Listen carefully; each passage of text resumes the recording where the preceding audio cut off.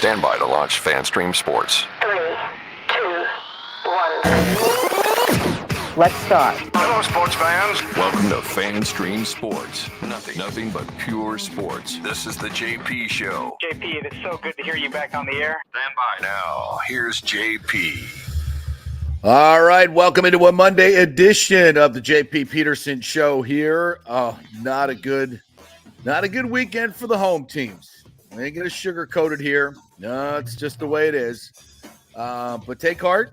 7-game series and a lot of baseball left to be played for your Tampa Bay Rays. And of course, we got the Bucs draft coming up this weekend. Florida State had a little spring game over the weekend, which we will talk about. Kurt Weiler from the Osceola will join us at 11 o'clock to munch that up. And Eric Erlindson's going to join us at 10:30 to talk about the Bolts, the Panthers. Good morning to you, Nick Ennis from On3 Sports. How are you?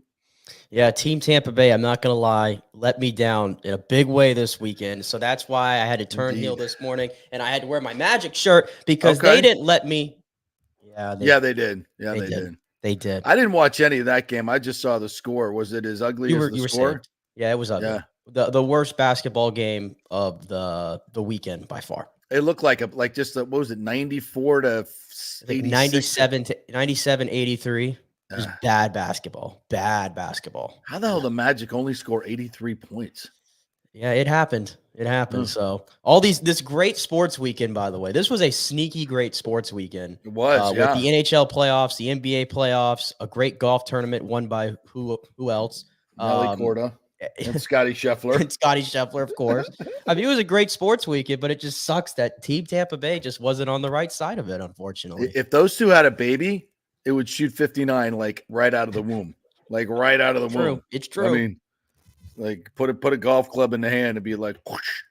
Yeah. How about that? How about Nelly Corda winning 5 in a row? Scheffler he's going to pick it up this morning, finish it out this morning. Probably already done. I mean, it's just like automatic. I mean, I've never you think of both of these tours being so deep. Well, not the PGA Tour as much anymore, but it's like every week somebody's going to get hot and win.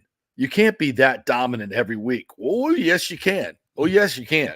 What these guys are doing and ladies are doing is absolutely exceptional on so many levels. But so a tip of the cap this weekend to the great Nelly Corda from Bradenton and Scotty Scheffler, who just keeps chugging along. The dude he's a machine. He's a machine. You wonder like, when will this ever stop? Well, we've seen this before. We saw it from Tiger. You know, it's very, very rare. And even sometimes guys get hot. Jason Day had a hot streak for a while. VJ Singh back in the day. I mean, there's guys that get hot for 2 or 3 tournaments, or maybe even 4 to 6 months, and they're just dominate. But then it just goes away. Right. You don't feel like either one of these are going away. Yeah. Like you knew Tiger wasn't going away. Did you know that Scotty Scheffler's gap between him and McIlroy as the number 1 and 2 player in the world is farther apart than the gap from Rory McIlroy to Tiger Woods down at 750 something? Wow. That's insane. So nobody's going to be overtaking number 1 anytime soon. Yeah. So yeah, it's unbelievable watching what these guys are doing, and we'll see if I don't see anybody overtaking Nelly Corda. I mean, she's just been absolutely dominant, and Scheffler either. Well, anyway, but that's not why you came to listen to this show today. You want to hear about our local teams, as we do each and every day, 2 hours of Tampa Bay sports-centric sports talk. So I watched the game yesterday, by the way, flawlessly, sitting on the beach in Madeira Beach with, I will give the iPhone 15. It's anti-glare, whatever that thing is working. I was in the shade, but man, I watched that on my phone and it was perfect. I could see the puck. I could see everything. Volume was great. The signal was great. It worked out absolutely perfectly in between periods, heading down to the water, building sandcastles. It was a great day, except watching the freaking hockey. That first 15 minutes was ugly. It was ugly. There's no other way to put it. It was just freaking ugly. You can't get a shot. And, I know we'll hear from Cooper here in just a little bit. And he kind of talked about, the final 45 minutes we picked it up. Definitely played better. No question about it. But at no point in that game, Nick, did I feel like the Lightning were going to get the equalizer. It's like even when they scored, it was like monumental. They could not get the freaking puck. They couldn't keep the puck out of their end. They couldn't flip it. It's just time and time again. And then late in the game when, the Lightning are trying to press, it's just like it seems so easy for the Panthers to just chip it out of trouble. The Lightning forecheck was completely ineffective. It wasn't even close. To me, I want to be more positive about this series, but that was a tough one to watch. And Kucherov was completely ineffective after that shot he took in the first period, which was clearly a penalty. I don't know how the hell that's not a penalty. And that could have changed the game. The Lightning go on the power play right there, and they get a big power play goal. And they're going to have to get power play goals because the Panthers are so superior 5-on-5. Although they weren't much in the second and third period. Well, I think they were still superior. But it just didn't feel like the Lightning could get a hold of anything and get anything going. What'd you see? Yeah, there's a lot of ways to unpack it. In terms of that, I just didn't like the pushback from the Lightning. When it got to 2-1, it's like, okay, we're in the playoffs. It's game one. I know that the barn and Sunrise was rocking yesterday. That absolutely was. I get all that. The rat trap? The rat trap. And I'm waiting for that pushback from the Lightning. And it just seemed like they were so out of sync. And the forecheck really bothered them. And that's why I told you coming in that the matchup for the Lightning I thought was devastating, was because of this forecheck from Florida. And it kind of played out how I envisioned, is they just grind you down in the first period. Yeah. They grind you down. And how many minutes did the Lightning go without getting a shot? 16 minutes in the first period. Brutal. I mean, it was a straight up tough watch. So yeah, there was another stretch like that, I think, from the late second, early third, I think, where the Lightning weren't doing much either. Like in the third period, at one point, the shots for the game were like 28-12. And they entered the period, the Lightning, with 11 shots. So they had like 11 one shot in the first two periods. The Lightning had like one shot in like the first 12 minutes or so, I think, of the third period. And that's what I'm talking about. There just was no pushback. Nikita Kucherov was, let's not sugarcoat it, he was awful yesterday. I thought he was terrible. Awful. Yeah. He didn't have much of the puck, especially the early part of the game. And listen, when he accounts for 50% of a team's production, it's a credit to him. But you take him out of the equation, the Lightning just didn't look like they had much to hang your hat on. Completely yesterday. Flat. Completely flat. And I think that's the most disappointing part of the whole thing. But at the same time, the Lightning played terrible, I thought. And they walked away with a 1-goal loss. And they were pretty much even 5-on-5. They each scored one 5-on-5 goal. Florida's goal, by the way, was off a deflection. We saw that a lot last year against Toronto. Yep. But that was their only goal, was a deflection, which those things are always fluky. Yep. And then a power play goal where three guys are just caught watching and Verhaeghe just comes back door. That can't happen. Yeah. But my point with saying that is the Lightning, they played a terrible game by their standard, I thought, and they still came out even on 5v5. So I think there is some positive. I thought the defensive structure of the Lightning was generally good. I know Florida dominated the play, but I don't think they had super high danger scoring chances throughout that game. No, if you're looking for a silver lining, that's it. The Lightning did not make the stupid. I mean, I guess you could say the power play was a little bit of a brain fart there, but that's a tough one. As Verhaeghe comes all the way down from the top, you're trying to watch some other things. That was a great play on their part. Great play on their part. Great pass. Great backdoor power play. Tip of the cap. I guess you got to be aware of that, but that was a pretty sweet pass. But 5v5, they kind of held their own, and that would be, if you're going to be that good defensively, and it's almost like, okay, guys, Kucherov's going to be bottled up. Somebody else has got to step up. Where is everybody else? I mean, come on, guys. I mean, Kucherov has carried you through the entire regular season. Now, these guys like Nick Paul, you're good enough. Sorelli, you're good enough. Braden Point, you're good enough. Some of these guys, Hagel, he got the goal, but let's go. You guys can play. You've won cups. You've done this before. Let's get some shots on net and let's play some freaking hockey. It was like they were intimidated by the Panthers on some level. And that's weird to see a Lightning team back on its heels for 15 minutes to start a game. That's just bizarre to me. And it wasn't even like, they're getting out hit or they can't. It's just like they were just flat and energy lit. They were just like watching it happen to them. It was it was a tough watch, I think, for a large part of it. But what's interesting is, like, you look at the box score, the Lightning actually out hit the Panthers.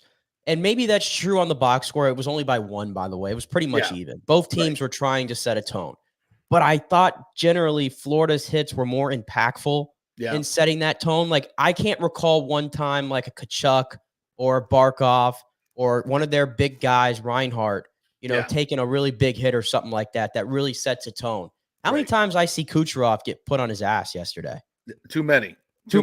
And by the way, this is like the second part of the conversation and I hate doing this, but listen, I thought it was a factor yesterday. The officiating.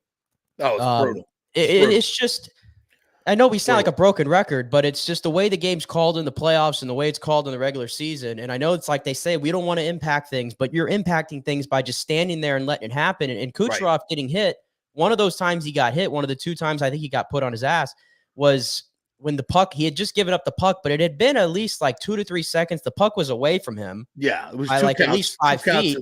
Yeah, he took a drive by, and then Tarasenko came up at least 2 counts late. Right. So when you don't call penalties like that, this is what happens. Your star players end up getting liberties taken against them. Yeah. And maybe I felt like the Lightning should have pushed back more a little bit from that standpoint. I agree. But they didn't do it. So now that's where the onus kind of turns to them, to where what they're going to do now on their forecheck. Because bottom line, if the Lightning do not pick up their forecheck play and they don't handle Florida's better, they're just not going to have a chance. Well, and this has been the MO for the Lightning. They've lost 12 times. They've lost going back during this run, the first game of the series, and come back to win it. So they are excellent at making adjustments. John Cooper and his staff are excellent at making adjustments and then implementing that game plan. And that's what gives me a little bit of hope here, is that they will come back, they'll make their adjustments, and they'll execute what they need to execute. And like you said, the defense 5-on-5 was really good. And for the most part, I thought Vasi was good as well. I thought he was really good. He was really good. He was locked in. So there's a lot of good stuff to take away. It just, the start was so bad. I think it kind of just left a bad taste in your mouth. It was the start and the start and the lack of a pushback. Yeah, the third period. The way the game was bookended, basically. I liked their game for the most part in the middle. Yeah, until the Lightning pulled Vasi in the third period. I don't think they got any pressure at all. Hardly. Right. And then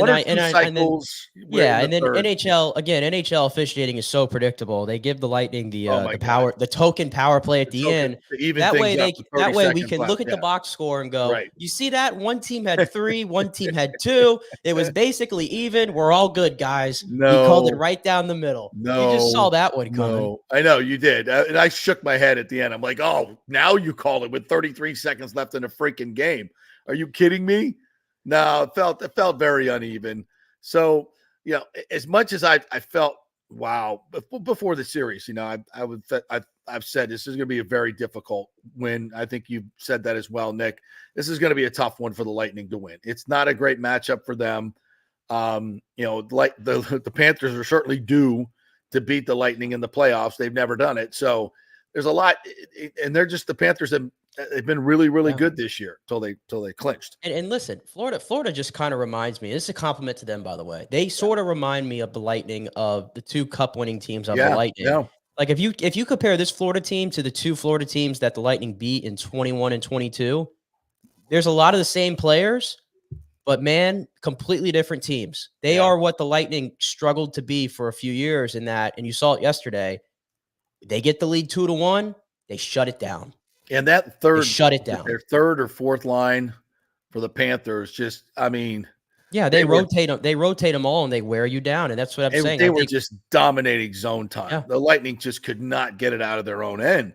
And then when you're playing down on your own end and all that energy you have to expend, it's tough to get anything going on the offensive side. So they're going to have to make adjustments. I think getting the freaking puck out of their own end, and James said Sergachev a loss proving to be huge. Also, still trying to figure out the Tanner Jeannot trade. He is a ghost. Yeah, he's got to do something, man. He's got to start doing something. He's got, even if he's not scoring, I want to feel his weight. It's like you said, what big hit did he have in the game against one of their star players? I didn't see it. I mean, I saw a few hits, but I didn't see anything that was game changing. Lilleberg, I thought, was probably the most physical. Yeah. I thought he played really well. Dumba had 10 hits in that game. Kucherov was third on the team with 5 hits, actually. Yeah. But I don't want but that's not the way I want Nikita Kucherov playing, is the thing. That's not the stat column I want him filling up. Right. How many shots on goal did he have? 2? He had 1. 1 shot on goal. Yep. And I'm trying to think of a time when he made a great pass that somebody didn't finish. His playmaking was non-existent. They had one big chance. You okay? Anybody just hear that? Or What was that? Did you hear it? It just went like whoosh. Yeah, I was like, what the heck's going on? I think it was something on my laptop because I got a bunch of I was like, going on here? This day and age, when those things happen, man, I'm all weirded out. I was all freaked out, but I think my heart rate just jumped like 30 beats per minute or something.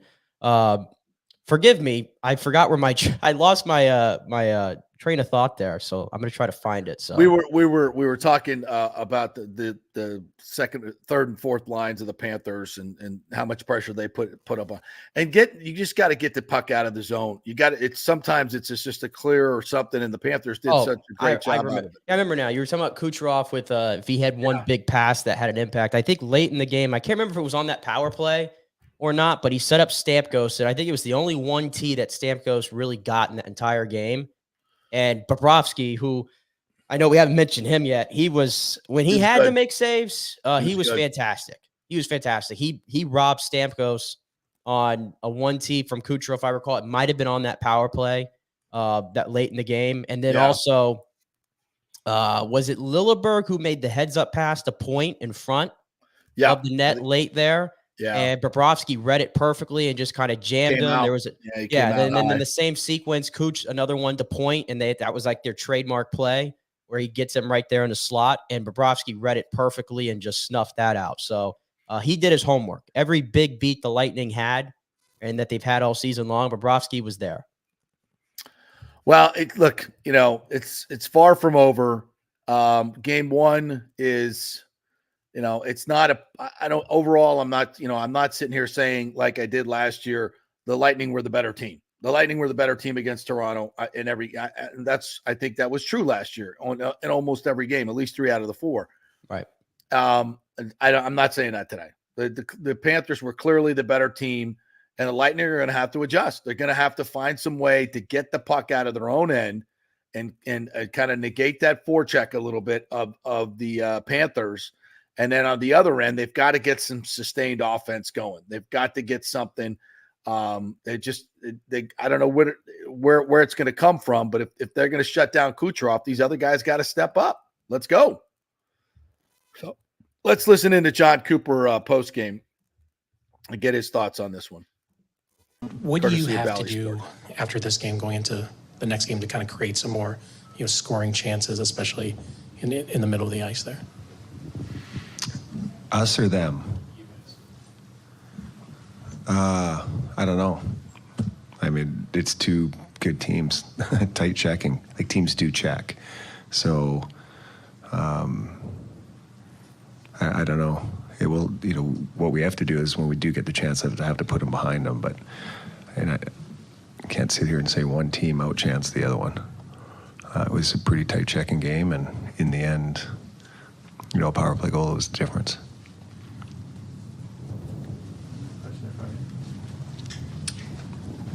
Hello, Colby Guy, Florida Hockey Now. I just I was wondering how hard was it to overcome that Florida forecheck in the first 15 minutes there, and how did you overcome that to kind of draw even? Actually, good question. They're at home. It's game 1. Crowd's pumped up. They had all this energy. Give them tons of credit. They went to a game plan, and we abandoned ours before it even started. And I give the guys credit. They weathered the storm for like 12, 13 minutes or whatever it was. And then we played. And that's the problem. So, 16 teams are out. Now there's only 16 teams left. So the margin of error is so much smaller now. And then when you turn the game into a 45-minute game instead of a 60-minute game, you're giving us a little bit less of a chance to, do anything. And so, to your point or your question, everything we did was in a 45-minute game. And that's where, we gave up the lead, or maybe they got the lead in that first 15 minutes or whatever, and then we played. So like I said, I'll take our chances if we can play like we did, like the last part. Back right, Bill. Hey, Bill, from NHL.com. With the game being so tight, do your guys get frustrated, and how do you kind of keep them from getting frustrated with, the lack of chances and things like that? Have you seen us play in the playoffs for the last decade? These boys have weathered all the frustration they possibly can, and we've seen it in every different way. Florida is an exceptional team.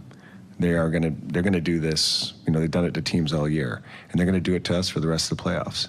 And so it's our job to fight through it. They ended up winning the game, right? But there's probably at times in the game they were frustrated as hell too. So that's part of playoff hockey. You got to fight through it.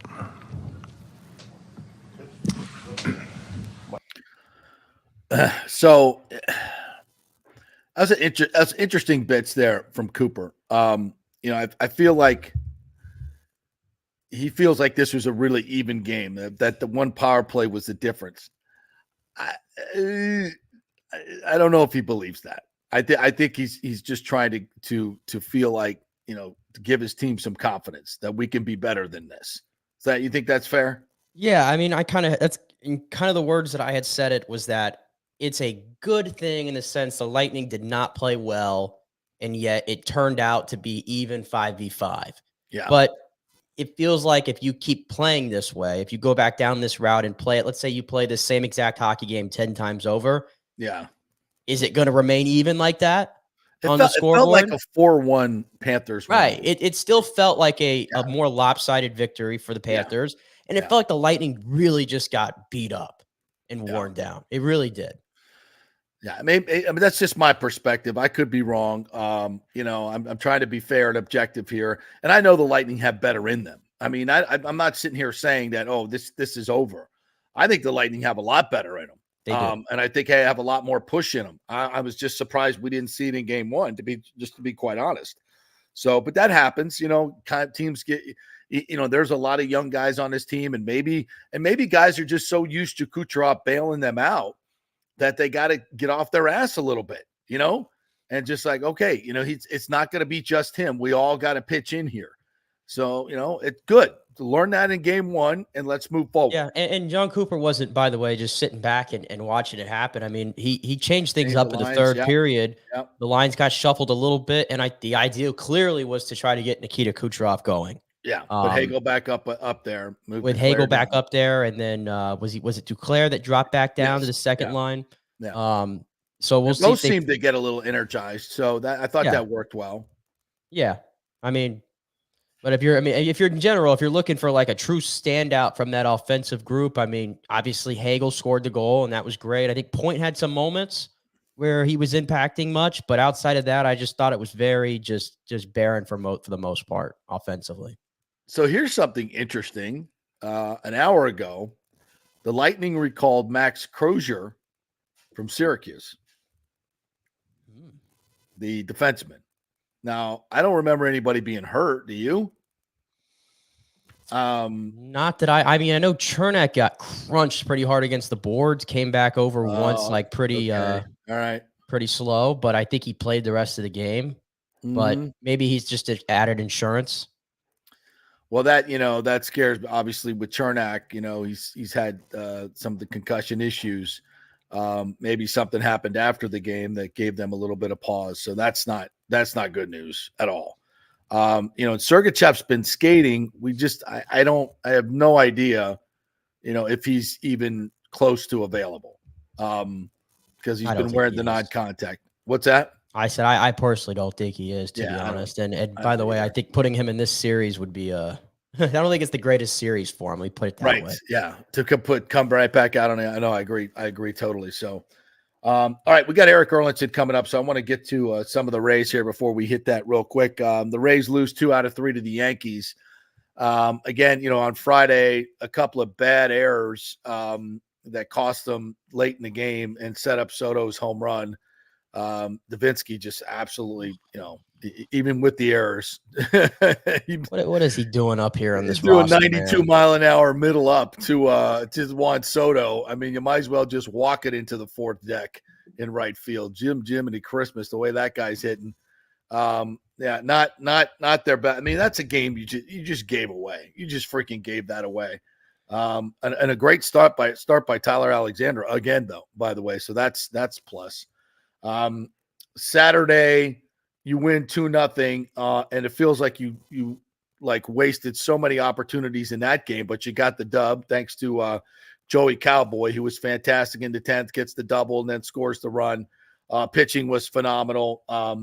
That was Eflin's day, right? 3 hits, 6 Ks, no walks against that lineup. That was terrific. A big win. But again, you felt like, wow, what were they, 1 for 14 with runners in scoring position at one point? I mean, come on, somebody's got to get a big hit. Series batting 188 now with 34 strikeouts to lead the American League. And a kidney stone to boot. And a couple of kidney stones. Ouch, babe. And then Friday they lost 5-3, and then Sunday they lose 5-4.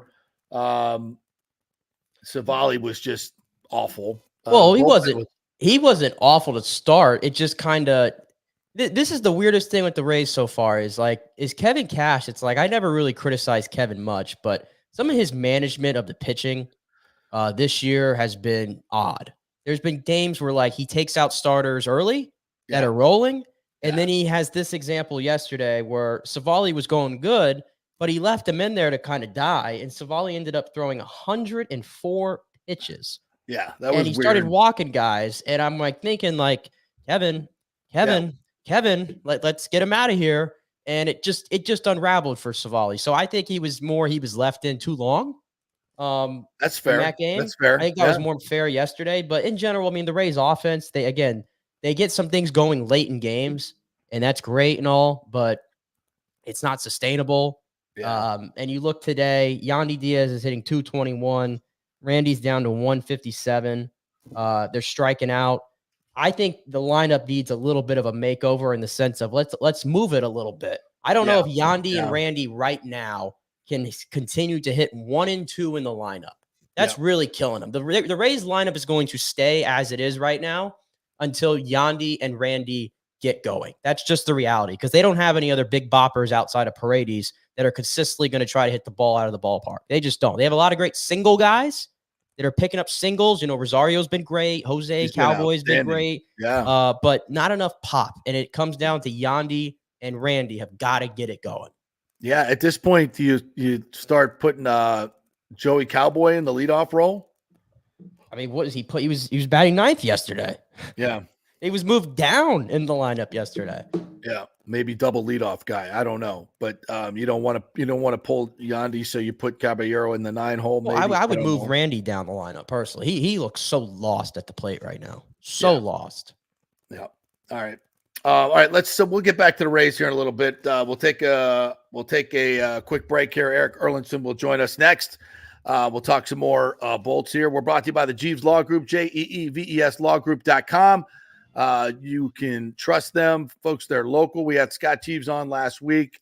He's a guy that they did a big event this past weekend in Grand Central there. So always around locally here, supporting your community. So support them and get a great group of lawyers on your side. That's the Jeeves Law Group, JEEVESLawgroup.com. Back in 3 with Eric Erlinson. Stay with us.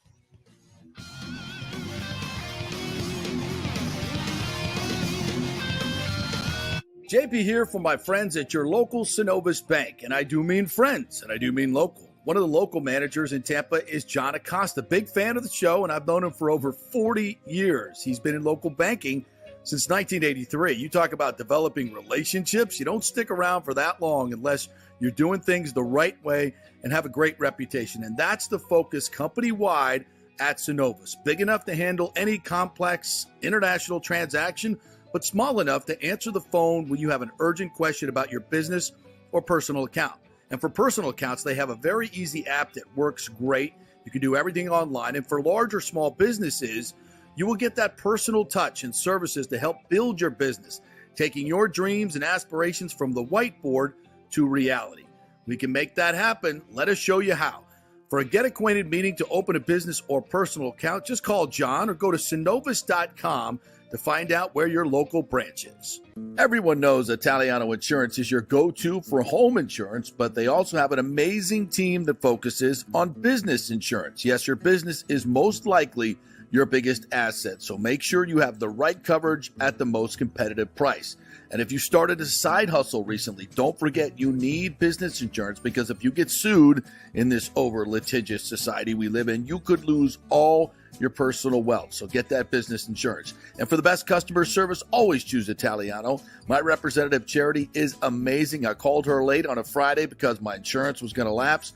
She stayed late until the job was done. You just don't find that anymore. Give them a call, 813-877-7799. That's 813-877-7799. Italiano Insurance. JP here for the Geddes Gordon Real Estate Group and our good friend Jane Geddes. Folks, simply put, there is nobody like Jane. Jane is a former LPGA two-time major championship winner. She was also vice president of talent relations at WWE. She also has a law degree from Stetson. So if Jane can drain a 10-footer to win the U.S. Open and stare down Hulk Hogan in the boardroom, you want Jane on your real estate team to not only negotiate the best deal, but find you the perfect home or investment property. And when you work with the Geddes Gordon Group, you become part of the real estate family and get concierge services that include expertly staging, marketing, and preparing your home for sale. Advice on golf properties. Hey, you might even get some golf tips. Many of their clients become friends long after the sale or purchase is completed. It's all part of the deal. So if you're looking for that perfect home or investment property or try to get top dollar for your home, go with Jane Geddes and the Geddes Gordon Group, because there's nobody like Jane. Call 813-485-6808 or go to geddesgordon.kw.com. That's GEDDES Gordon.kw.com. or call 813-485-6808. With over 34 years of producing small and large events, Extravaganza Productions is truly a Tampa treasure when it comes to creating some of the very best events in Tampa and all across the United States. I've worked with them at the Florida Sports Hall of Fame inductions, the Warrior Games, which was an Olympic-sized event spread across all of Tampa Bay. They are the very best, from small meetings to exceptionally large corporate conferences to galas, fundraisers, sporting events, grand openings, whatever you want. Team EPI has an extremely talented staff of designers and show producers that develop extraordinary events fueled by the visions of their clients. You can reach them at their Tampa headquarters at 813-621-4700 or go to extravaganzaproductions.com. Let's go right now. Back to the show on FanStream Sports. All right, welcome back to the JP Peterson Show here. We appreciate you guys joining us, whether you're watching on YouTube or on Facebook or on Twitter. Of course, you can always catch us as a podcast on Apple, Spotify, wherever you get your podcasts, and live on the radio at 102.5 HD1, which you'll also find Eric Erlinson from time to time as he joins us here from lightninginsider.com. What's up, Double East? How are you, my friend? Gentlemen, how are you this morning? Good, good. How was the rat trap on Sunday? Pretty loud? It was pretty loud. I mean, as it should be, right? I mean, that's a team that made the Stanley Cup final last year. Right? You would hope that a fan base would kind of be alive for game one. And they were. It got silent for a while as the game really kind of settled in. But, it was a loud environment. I maybe a little bit more, a little bit more negative than John Cooper was after the game. What was your overall take on that performance? I mean, it started so poorly for the Lightning, and maybe I just couldn't get that out of my head. I think they were a little better 5-on-5 maybe I thought. But just in general, I thought the Panthers really controlled the pace of the game. Well, I think the Lightning were fine playing that pace. Look, obviously the first 10 plus minutes, Florida was all over them, which, you sometimes you expect that from the home team in game one of a series or the first home game. I would expect we'll see the same thing when the series shifts to Tampa on Thursday. But I think the Lightning were comfortable at that pace. I think they understand. And I think Florida understands it too, that you might have to play the entire series at the pace because neither team wants to blink and open things up and turn it into a track meet. Neither coach wants that to happen. So I think things were actually setting up well for Tampa Bay yesterday. I thought they were in position to win that game. I didn't like the call on Nick Paul at the end of the second period that set up that terrible. power play. I thought that was a bad call. So that ended up being the difference in the game. But I still think at 1-1 going into the third, I think the Lightning were comfortable in that game because they weren't – look, I thought they defended very well. I know Florida had the puck a lot. They weren't getting inside. They weren't creating a lot with the possession time that they had. I thought the Lightning defended that game very well. Remember, the last time they were down here, Florida had 50 shots on goal. Right. Yeah, that's a good point.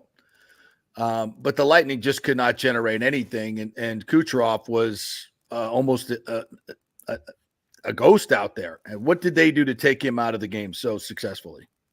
They defended just a little bit better, right? There was no space out there for either team. I made the comment, I wrote about this. It felt like game 5 of an Eastern Conference final.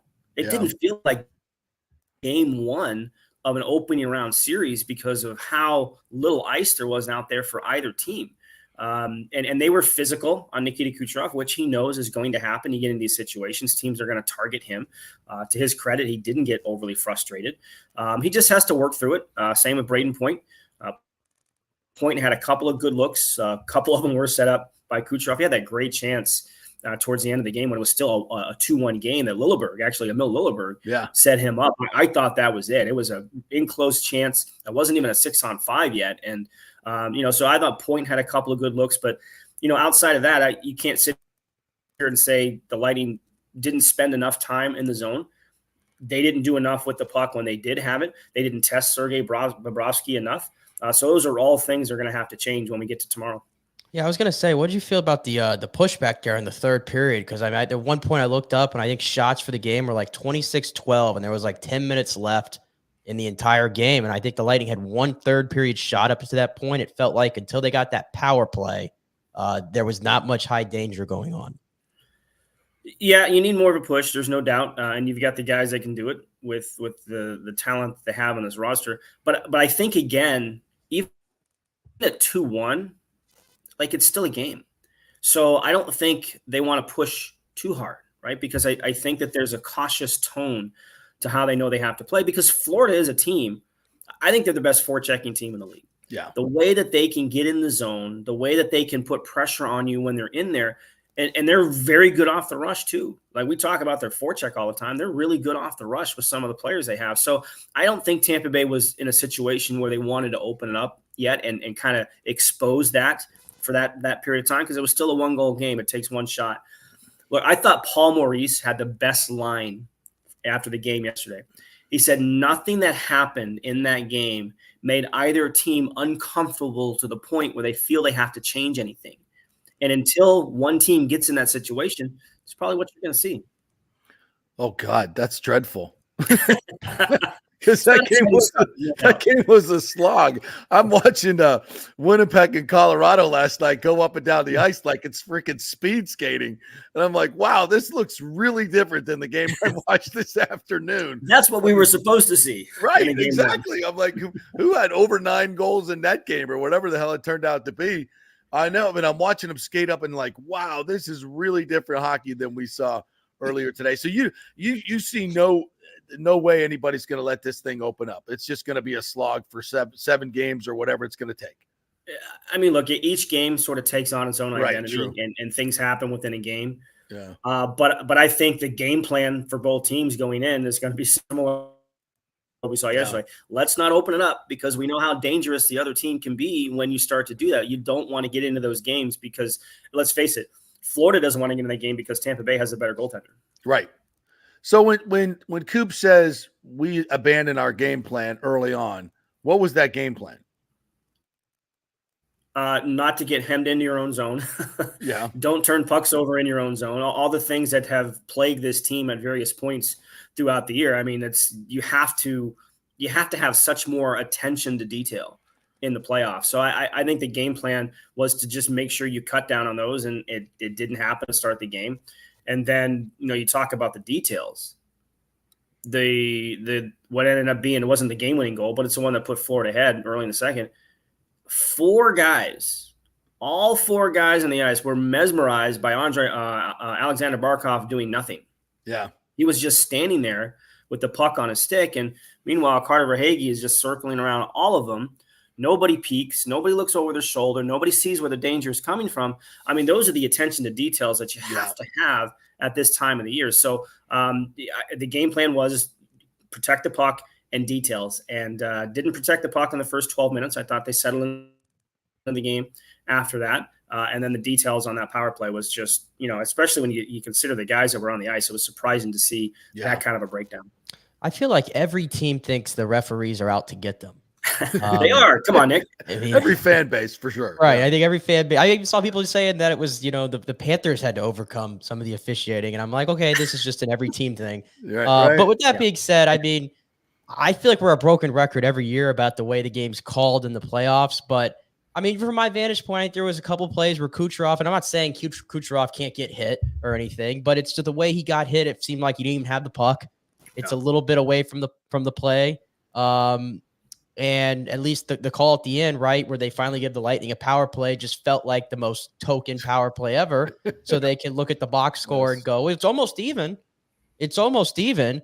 I mean, do we just have to stop yelling about it and accept that they're not going to change at this point, or should we continue to raise hell? It's a good question.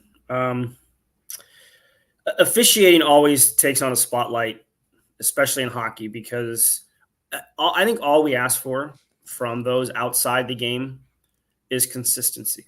That's all we can ask for. And whether that's consistency from the regular season to the playoffs, whether that's consistency within a game, that's all we want to see. And I felt that it was inconsistent yesterday, right? I mean, Kucherov was knocked down by Tarasenko on a play. That's interference. It's no question.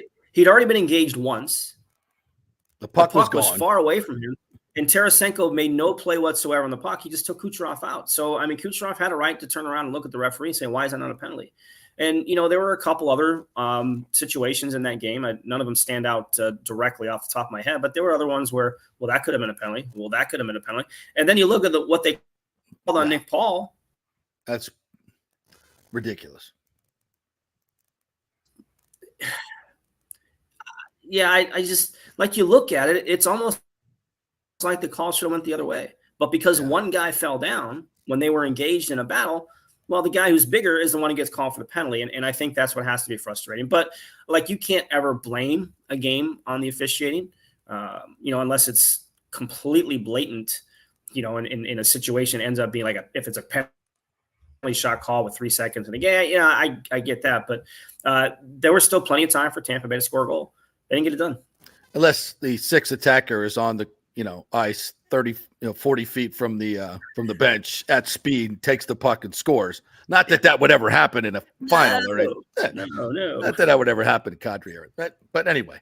Nothing Nazem Kadri would ever make a shirt about it either. We digress. What do you make of the Lightning calling up Max Crozier here this morning? Is this a Chernak insurance policy? What's going on? Yeah, I'm not 100% sure. I know I've seen it kind of floating around that Chernak got hit by Verhaeghe in the corner. I didn't see it. I don't recall that happening. But the fact that it's a right shot defenseman is a little interesting, right? Because you've already got 4 right shot defensemen in the lineup. So obviously, whatever exact reason it's for, and we'll find out at practice here in about an hour and a half when they're on the ice. Maybe it's that. It tells me that there's something going on with the right shot defenseman. Look, Crozier and Littleberg played well together in Syracuse. They played well together when they were here. I don't know if it's based on that or not. So we'll see. Look, I like Max Crozier's game, very, very simple game that Max Crozier plays. He doesn't panic. He gets the puck out of trouble, everything like that. So whether he plays tomorrow or not, we'll have to see. But again, that gives him 5 right-hand shot defensemen on the roster right now, pending, if there's another injury. Eric Erlitzson joining us here from lightninginsider.com. So we talked about that Florida forecheck, and I'm thinking of, okay, what adjustments do the Lightning make? And it's a matter of just getting, winning that battle on the boards, right? And then, getting the outlet and getting it out. And it seems like Florida's constantly pressing. Like at that moment, that even when that ball, if you win the battle and it comes off the wall, that guy is just immediately someone is engaging him. The center or whoever's coming out of the zone. What adjustments do you make in that situation? Was that what Cooper has got to kind of put a finger on here? Hey, Nick, you catch that? He used a soccer term. Press. I did. Yeah, I did. Yes. Well, there's 2 things that have to happen. You have to understand how fast that pressure is coming at you. And look, Florida wants you to go backwards with the puck. And they did it a lot yesterday. This is where you have to be in sync with the rest of your team, because if you're getting pinched along the wall, you either have to make sure you have a clean outlet behind you, or you've got somewhere to go that a teammate is already anticipating that. Right. So that's why we talk a lot about having to be on the same page. I mean, that's what has to happen when you're under that type of a forecheck pressure, because if Florida and Carolina are probably the 2 best teams at doing this, where they force you into making mistakes.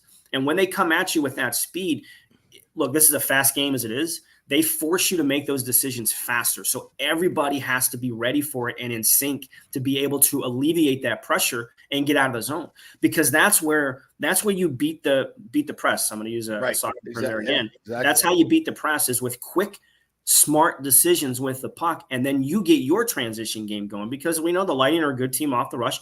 They're a good forechecking team as well. I don't think that they applied enough pressure forechecking wise, and Florida was able to get out of their zone a little bit cleaner on a more consistent basis than Tampa Bay was. But it all comes down to just being on the same page and being in sync and understanding where that pressure is coming from and what's the best outlet to alleviate it. Yeah, there's an answer for everything. You just got to execute it, and that's not easy against that type of talent. And they're good at what they do. And this is what playoff hockey's all about. That's what Coop was saying yesterday. 16 are home and 16 are left, and this is the best of the best. Yep. And you've got to be on it. And I think the biggest thing is 5v5. The Lightning held their own yesterday, and they didn't make the big defensive mistakes, which has plagued this team all year long. So they just got to generate a little bit more offense, and they're where they need to be. So you don't expect the style of this series to change at all. This is going to be a slugfest. No. Well, certainly not tomorrow. Florida goes up 2-0. Series shifts back to Tampa. Maybe the Lightning have to adjust a little bit. But if this series comes back to Amalie Arena on Thursday, tied 1-1, I don't expect much to change. Just because, like Maurice said, there was nothing that made either team uncomfortable enough yesterday to make themselves feel like they have to change anything. Any other surprises in the first game ones? I mean, it's a surprise that the Maple Leafs choked again. No. How about 13 goals last night in one game? That was fun. I tell you what, it was fun to watch. It was really fun to watch. I don't know if it was fun to play in, but it was fun to watch. I think I saw a stat yesterday. Vancouver rallied to beat Nashville last night, scored 2 goals in 12 seconds to turn a 2-1 deficit into a 3-2 lead. The home team has won every game so far. And there's 2 series that start tonight in Dallas and in Vegas, and then Edmonton, LA. The home team has won the first 6 games of the series. That's interesting. We talk about how much parity and home ice doesn't mean anything as much in the NHL as it did maybe in years past. So that kind of stands out to me that the home teams are 6-0 right now. Not surprised at the Bruins. Look, the Bruins knew what they were doing. They tanked. They wanted to avoid the Lightning because they knew they could beat the Leafs. So that series, especially, William Nylander looks like he's not going to play again, in game 2 tonight. So that takes a big piece of the puzzle out of the lineup for the Leafs. So, Boston looks like they can take control of that series. I didn't see any of the Carolina Islanders game, but I think the Islanders, from what I've read, had a really good game and felt that they should have won that game. And, Freddie Anderson came up with a couple of saves, and Carolina does what Carolina does in that one. But, the biggest surprise to me, actually, honestly, other than the home teams winning every game, was how slow paced yesterday's game was between Florida and Tampa Bay. Yeah, it was. Nobody expected that to be a defensive stalwart type of game. What were there, 9 combined shots? I think they changed it, 10 combined shots in the second period of a 1-1 game. Yeah. That tells you that neither team wants to open themselves up yet. Yeah. And tonight, I can't wait to watch it on display. Beautiful cap circumvention that's going on with Mark Stone officially in the lineup tonight for Vegas. And I expect to see the same amount of outrage for that one as Nikita Kucherov a couple years ago. And I think this is like the third year in a row where I think Mark Stone has gone on the on IR in like January or February and then magically made it back on the first day of the playoffs. But the dude's had some legit injuries, though. He's had legit injuries. So have I told you guys a story of running into the Florida GM after the 2022 or the 2021 Cup? No. Okay, so this leads right into it. So after the Lightning won the Cup in 2021, obviously all the Kucherov and the cap circumvention, everything, right? We're over at Hollywood Studios at Disney, and we're sitting down and grabbing a drink or whatever. And my boys have their Lightning shirts on, and we're sitting. We have somebody come up to us afterwards, and he sees the shirt and he goes, they cheated, right? What do you mean they cheated? Everything they did was within. No, they cheated. They went over the salary cap. You're not supposed to go over the salary. They cheated. No, Nikita Kucherov had a hip injury. He missed the entire regular season. Yes, no. They cheated. I'm telling you, they cheated. So we're just kind of going on, and he's really ribbing my son Kevin. JP, you guys know Kevin. Kevin. So he's really ribbing Kevin over this. And, the conversation is getting not heated, but it's like, come on, stop it. They didn't cheat. So as it turns out, the guy hands us his business card. It's Bill Zito, general manager of the Florida Panthers, ribbing us over this. So, then we have a good laugh over it. And we say, you told my son, hey, you ever want to come down to a game in Florida? Here's my card. Give me a call. We'll set you up on a screen or anything. But yeah, one of the funniest things I've ever come across. Bill Zito telling us that. Oh my, that's fantastic. Well, at least it came from a good source, right? Yeah, he knew better than anybody, right? And he's like, I wish I could do that. Yeah, it's all about timing. It's all about timing, folks. Right. So well, it's interesting that statistically, and I found this when I found this out, I was absolutely shaken by it. That in the NHL playoffs, I think in the last 7 to 8 years, it's a 50-50 proposition. There is no home ice advantage. Right. Like it's almost right down the middle. So, hey, if there's 6 wins on home ice in week 1, then let's regress to the mean. Or in game 1, here we go. Everything, all the visitors are going to win. It's statistically set in stone. So there we go. All right, Eric, tell us how everybody can get lightninginsider.com. Well, you can see the websites right there, lightninginsider.com. 2 opportunities. There's a monthly plan. There's a yearly plan if you want to sign up. Please support the work. It supports everything that I do, allow me to come on here with you guys and the social media interactions I have with people. All of it is able to happen because of the support that I get. So please support the work that I do. It means a lot to me, especially right now. It's the best time of the year, and hopefully this is the start of another long, encompassing run to June. Yes, please. And if I may say, you will read things there, and the observations and the experience that Eric has, you will not find other places. So, and that's not to diss anybody else. It's just that you are locked in. You have your experience. You've been covering this team forever. It's different. So support it. Please do. Thanks, buddy. Appreciate it. All right. See you, boys. Be well. Thanks. Eric Erlinson right there. I will never stop bitching about the officiating in the playoffs because I just think it is so ridiculously inconsistent. The lesser calls, I think makes every call bigger, right? Because if you don't have 5 or 6 power plays a game, if you only have 2 or 3, it just makes them that much bigger. And there's more focus on it. That's why I just wish they would call the game in the playoffs the way they call it in the regular season. I don't understand why they swallow whistles. It doesn't make any sense to me. It's the same freaking game. Call it consistently. A penalty's a freaking penalty. And then the more and I think the more honest you are about the penalties, it's the more even it gets. Now, I know that coming from a Lightning broadcaster whose team lives and dies with the power play, it could be I could easily be attacked in this, but it is what I just think, it is what it is. Just call it the way you call it in the regular season. Yeah. It's the same like game. I said, every team's fan base is going to say that they were done wrong by the referees in every game. I mean, that's just the way it is. But I mean, it's a little frustrating, I guess, because the game-winning goal in this whole thing happened to be on that power play. Yes. Where it felt like that was pretty much a softie. Yes. But at the same time, it is what it is. You have to keep playing. And on said power play, you got 4 guys staring at one dude that's just kind of just holding the puck. Yeah. So and one guy just coming from behind. Yeah, and that's something that we've, not much on the PK, but just in general, the Lightning have just not been very aware and looking around and kind of sense where the dangers come. That's plagued them all year long defensively. And, while they didn't do it 5-on-5, they get caught on the PK, which is a little bizarre. All right, we'll take a quick break. We'll come back on the other side. Kurt Weiler's going to join us from the Osceola. He was there for the FSU showcase. Wasn't a spring game because they didn't have enough quarterbacks to have a spring game. So interesting surroundings as well as half the stadium's gone.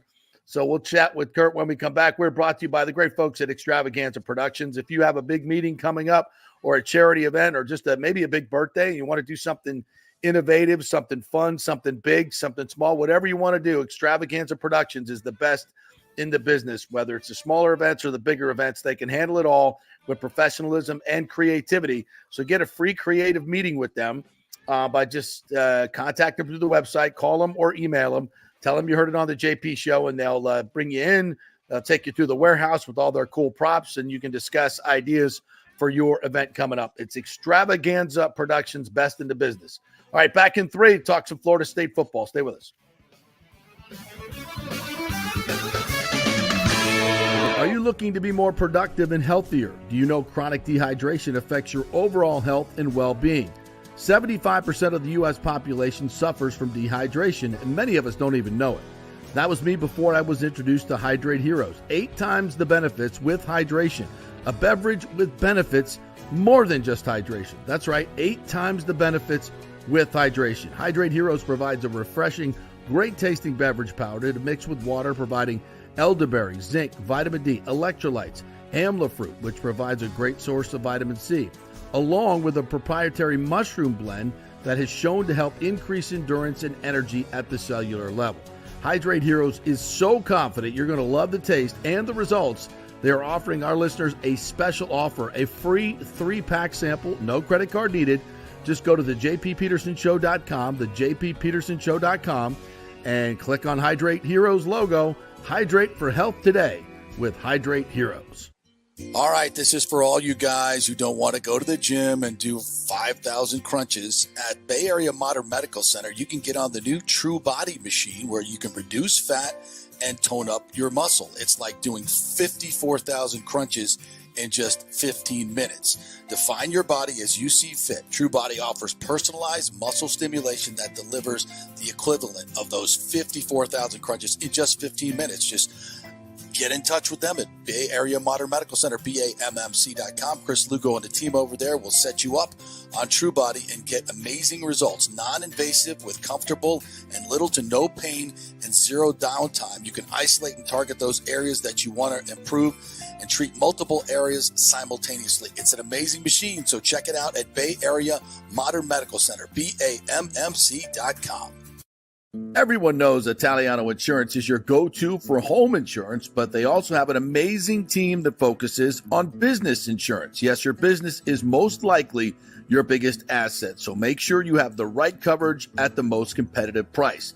And if you started a side hustle recently, don't forget you need business insurance, because if you get sued in this over-litigious society we live in, you could lose all your personal wealth. So get that business insurance. And for the best customer service, always choose Italiano. My representative, Charity, is amazing. I called her late on a Friday because my insurance was going to lapse, She stayed late until the job was done. You just don't find that anymore.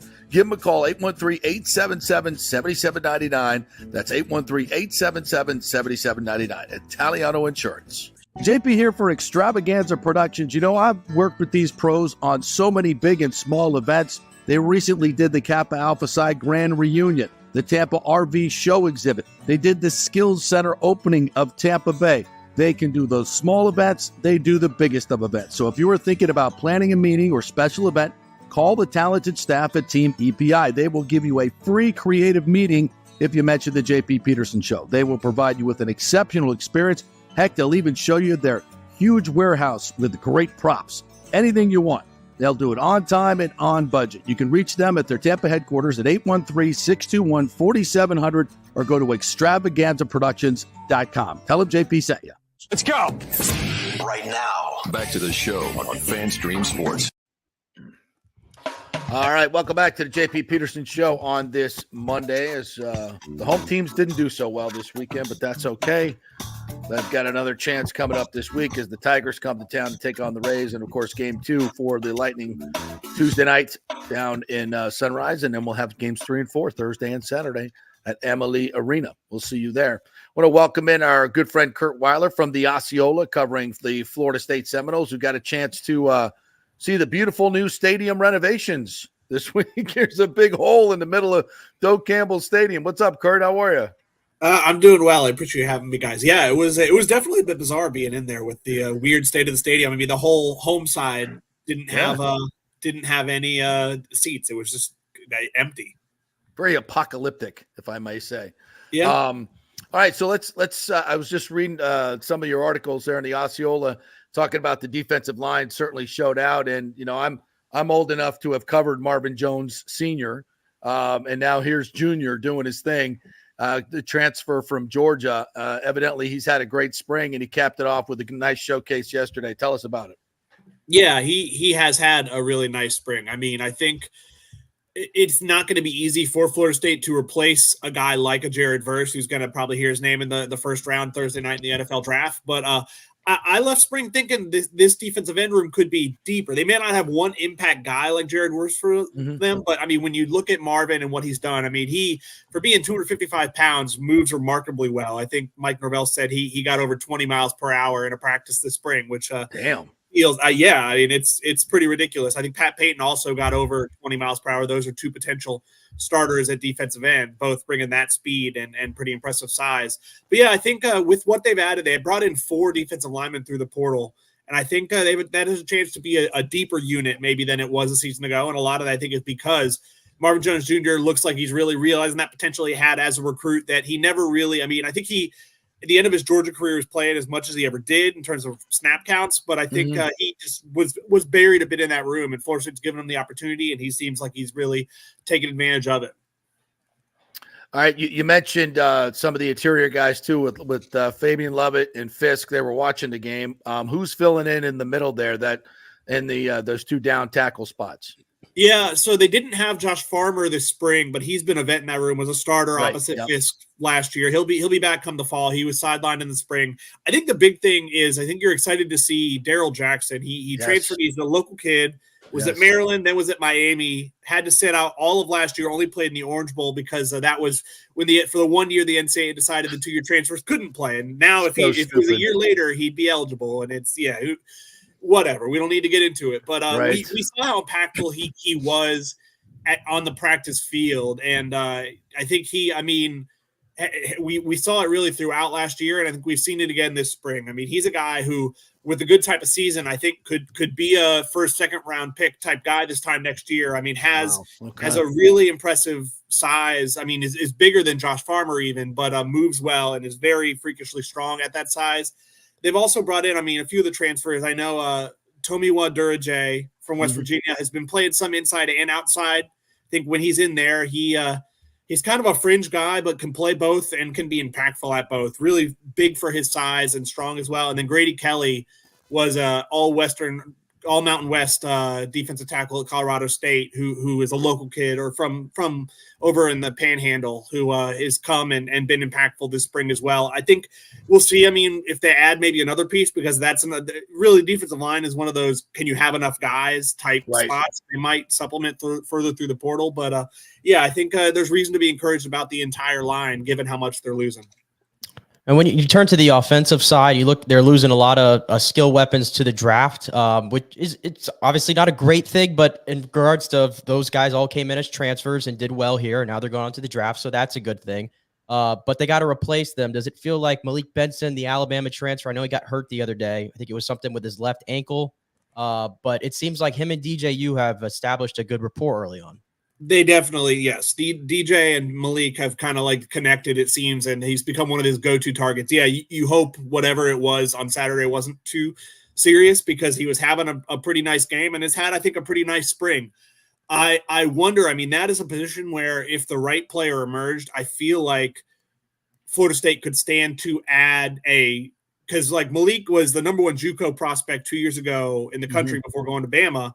Didn't have a ton of receiving production at Bama. I feel like if the right player entered the portal who had a lot of experience and a lot of production at the FBS level, I think that could really do wonders for unlocking the offense because I think they don't have a ton. I don't think they have anybody who's ever gone over 300 yards at this level in a season. You know, Ja'Kai Douglas has been a consistently serviceable option for them. Kentron Portier has had his moments. Yeah. A few other guys they've brought in as well, and they've developed. They have some younger guys I'm really high on, but if they could add kind of a guy who's been there, could bring that to the room, maybe a Keon Coleman type, I think it would really do wonders for the entire offense. Because I mean, you saw the drops on Saturday, and the drops have been a thing throughout the spring, and it feels like they showed their inexperience in moments.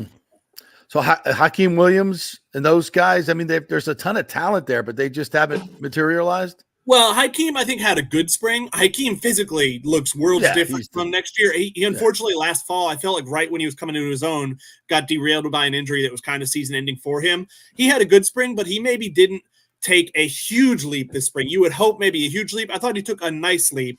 We'll see what the summer looks like. And it's not to take away from him, but it showed me he's maybe not ready to be a number one type guy. Now, maybe this time next year. Let's talk some running backs. I'm hearing Jalen Lucas is just an absolute energizer bunny. Who he had over 2,000 yards from scrimmage at Indiana. I mean, that guy can go get it. He showed some electricity, and we got Keziah Holmes and some others. Talk a little bit about the running back position. Of course, our guy from Largo here, Toa Feely, seems like he's been there forever, but he's going to have a role this year as well, right? He's probably, I mean, he might get the most carries in that room, honestly. They kind of didn't use him a ton in the showcase because Mike Norvell talked about him kind of being a known commodity. We know what we have in Lawrence. He added some weight. He's definitely trying to be a more well-rounded, can run between the tackles running back because for so long he's been a guy who they move around all over the offense. But he, I think, has taken that step.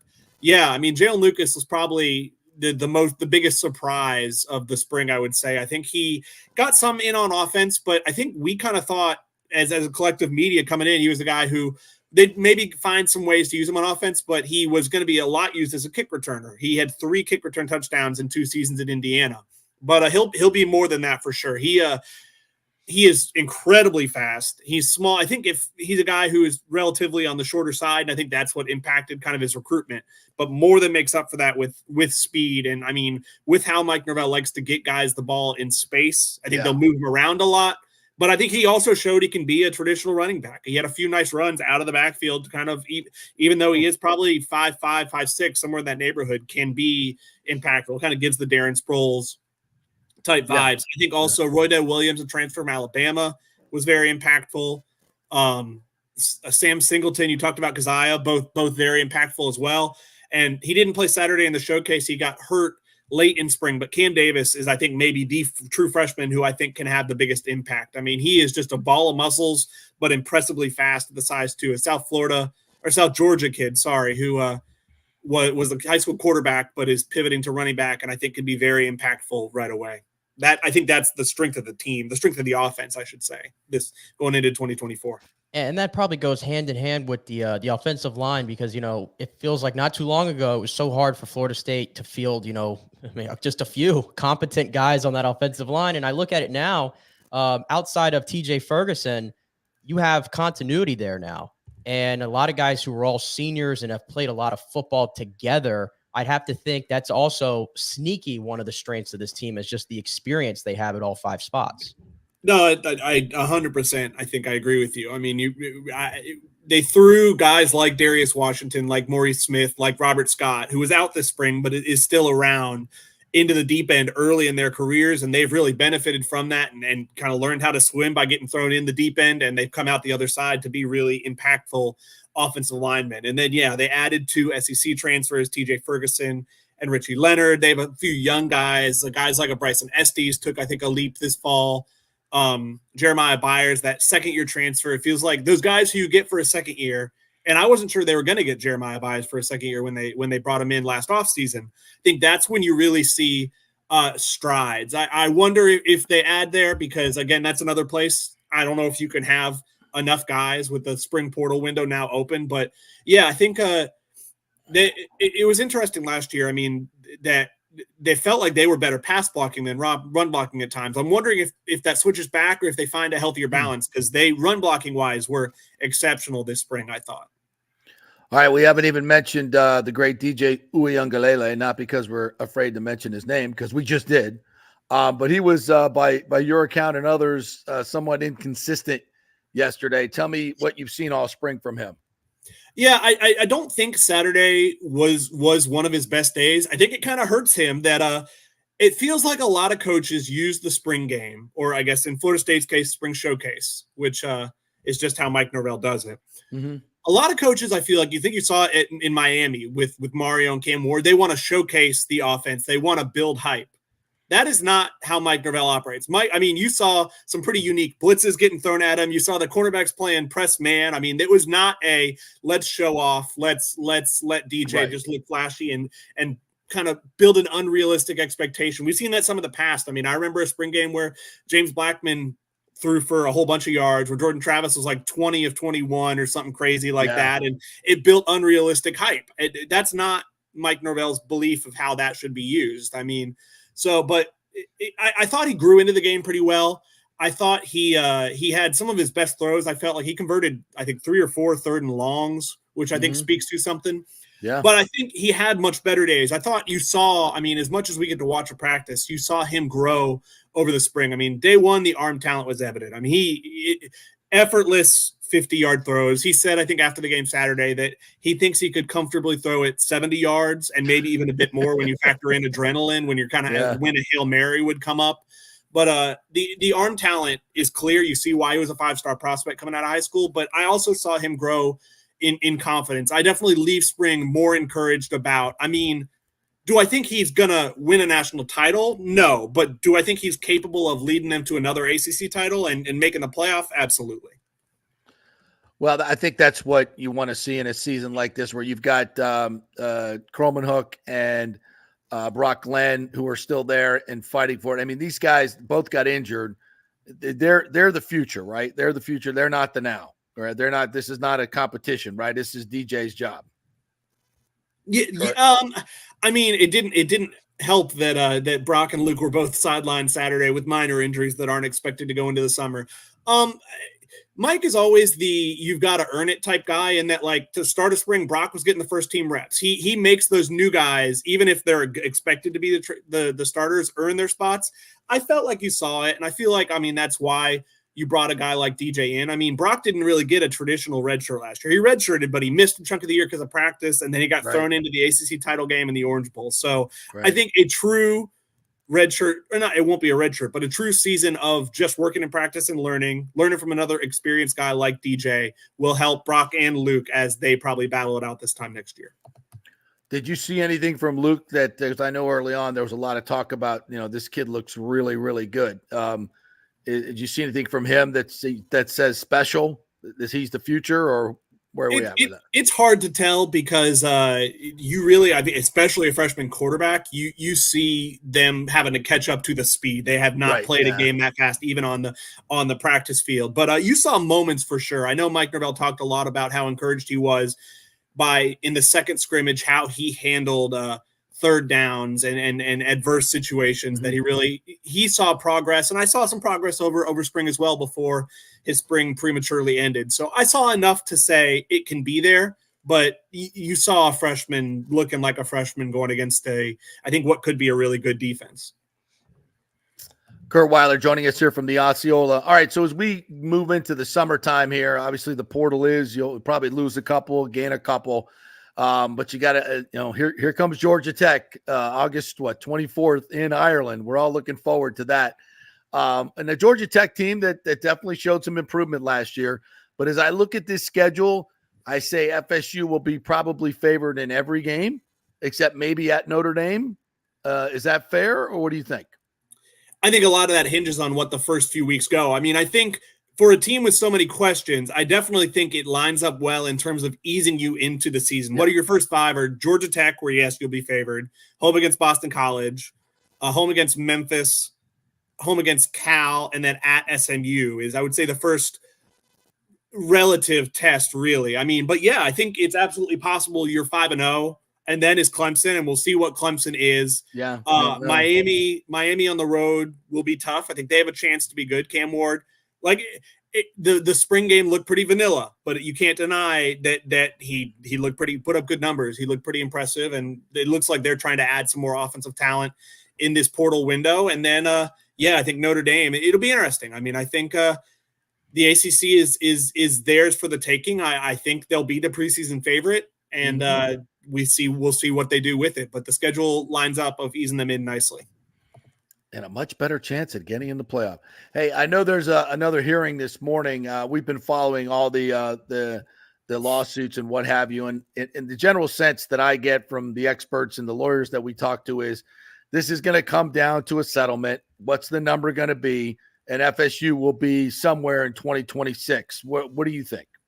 I definitely don't think it will go to an actual court case, because I don't think the ACC and ESPN can afford to send it to Discovery. I think Discovery would be they don't want to horrific for exactly. Yeah. So I tend to agree. I mean, if it gets settled by August 15th, which is an if, it could be 2025 they're out. This could be their last year in the ACC coming up. So they got a little less than 4 months to get on that. We'll see what happens, but I tend to agree with you. I think beyond the fact that the ACC and ESPN can't really afford to go to Discovery, I mean, if they were to lose, if it went to court and they lost and they get nothing, that would be devastating for them. Like, they can survive longer with the settlement from FSU, with Clemson, anybody else who wanted to jump on board. They would just have to pivot what they are, but they could survive. They probably couldn't survive losing the court case. I agree. All right, last question. Big Ten or SEC? What do you got? Ooh. Man. The Big Ten's probably more motivated in that they're not in Florida, right. But the SEC is motivated in that they don't want the Big Ten to add Florida State. Because if the Big Ten adds Florida State, if the Big Ten adds North Carolina or Notre Dame or whoever else, the Big Ten probably surpasses the SEC. So, man, I go back and forth. I really do. SEC makes more geographic sense, obviously, but it would take the Big Ten making the move probably for the SEC to get involved. So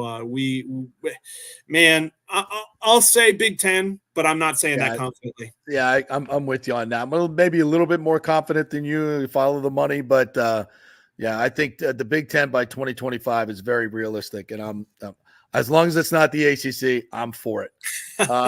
Or tell everybody how they can get you all's great content at the Osceola Rivals Network. Yeah, it's the Osceola.com or FloridaState.rivals.com. Plenty going on there with the portal, with a really good baseball team, with some spring reflections and plenty of stuff. So appreciate you having me on, and would love to have you all over there. Yeah, thanks, Kurt. Appreciate it, buddy. Great job as always. Catching up with Florida State. So go to the Osceola.com. Check it out. This is going to be a fun season for Florida State. I mean, I think, obviously it could be a special year when you have an experienced quarterback like DJ. They've got talent there. They've got a lot of talent. They're faster than they were, but you lose a lot of key players that made plays for you. Keon Coleman, Johnny Wilson, Jared Verse, Benson, your quarterback as well. So they just lost so many players. Now they have people that are talented and can step up and do it, but you got to do it. You got to go out there on the big stage and do it. So I think it's going to be a very interesting year. It could be a disappointing season because those guys maybe aren't ready for the prime time, or it could be incredibly surprising because just the sheer level of talent that they have there. Yeah, I mean, and we all know the ACC is not exactly a murderer's row, so to say. It's hard for anybody to put their trust in Miami, even though Miami seems like they finally have the dudes. Yeah. But sometimes they get in their own way more than anybody. So we'll see what happens. It's like I'm almost tabling Miami. As it just seems like in general, the two teams you're always going to have the most faith in right now is Florida State and Clemson, who I thought found something late into last year. We'll see if that translates. They still have a very talented roster over there. The DJU thing, I mean, my whole take when they got DJU was and kind of how Kurt had said it. I don't think DJU's taken you to a national championship. I don't think he's that level of a quarterback, but he keeps you from having a dramatic fall off from last year. At the very least, he keeps your floor, I think, around 9 wins. Yeah. And see what happens after that. Yeah, I think that's fair. It's going to be a fun season for FSU. All right, we'll take another break. We'll come back on the other side. Might hit a little NBA playoffs here since Nick's wearing his Magic gear today, and they play tonight. And some interesting stories in the NBA to get to. We'll talk some more raids as well. We didn't hit that too much. And then we got some commenters talking about the lineup, and I think it is time for some changes. Ain't no doubt about that. All right, we're brought to you by the great folks at Hydrate Heroes. I got my hydration going this morning with the watermelon elderberry flavor, which is absolutely fantastic. All plant-based, folks. No sugars, no stimulants, none of the bad stuff that's in there. Great hydration. And as we get to the summer, that's really, really important. So get that magnesium, that vitamin D, the amla fruit, all the good stuff that's in there at Hydrate Heroes. Go to hydrateheroes.com and get your order done right now. Back in 3. Stay with us.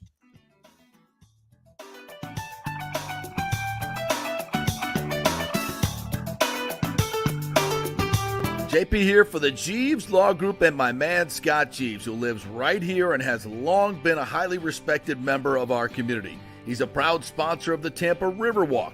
Jeeves Law Group is also a proud sponsor of our Grand Central District in St. Pete and has neighborhood events throughout the year. He has an office on Central Avenue in St. Pete and one on South Howard in Tampa. You can't get more local than that. So when you need an attorney, you're going to hire some huge firm that advertises all over the state or the one that supports your favorite sports show.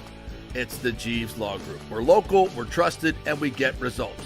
For personal injury and personal attention, call us for a free case evaluation. That's 8889-JEEVES. That's 8889-JEEVES. All right, this is for all you guys who don't want to go to the gym and do 5,000 crunches. At Bay Area Modern Medical Center, you can get on the new True Body machine where you can reduce fat and tone up your muscle. It's like doing 54,000 crunches in just 15 minutes.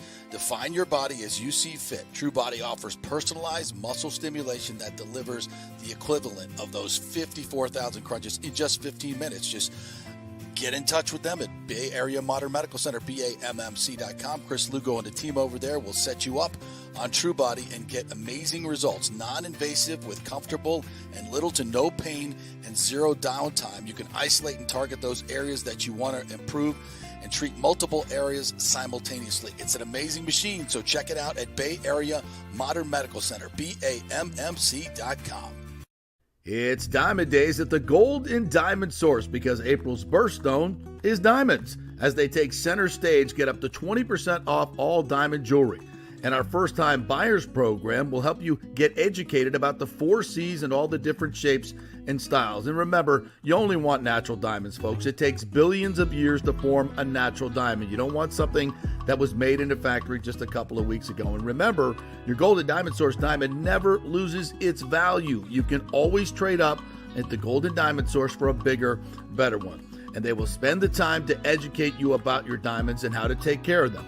And of course, consider the Golden Diamond Source to maintain and insure your jewelry. They can professionally clean it, check the settings, and make any necessary repairs to keep your jewelry in top condition.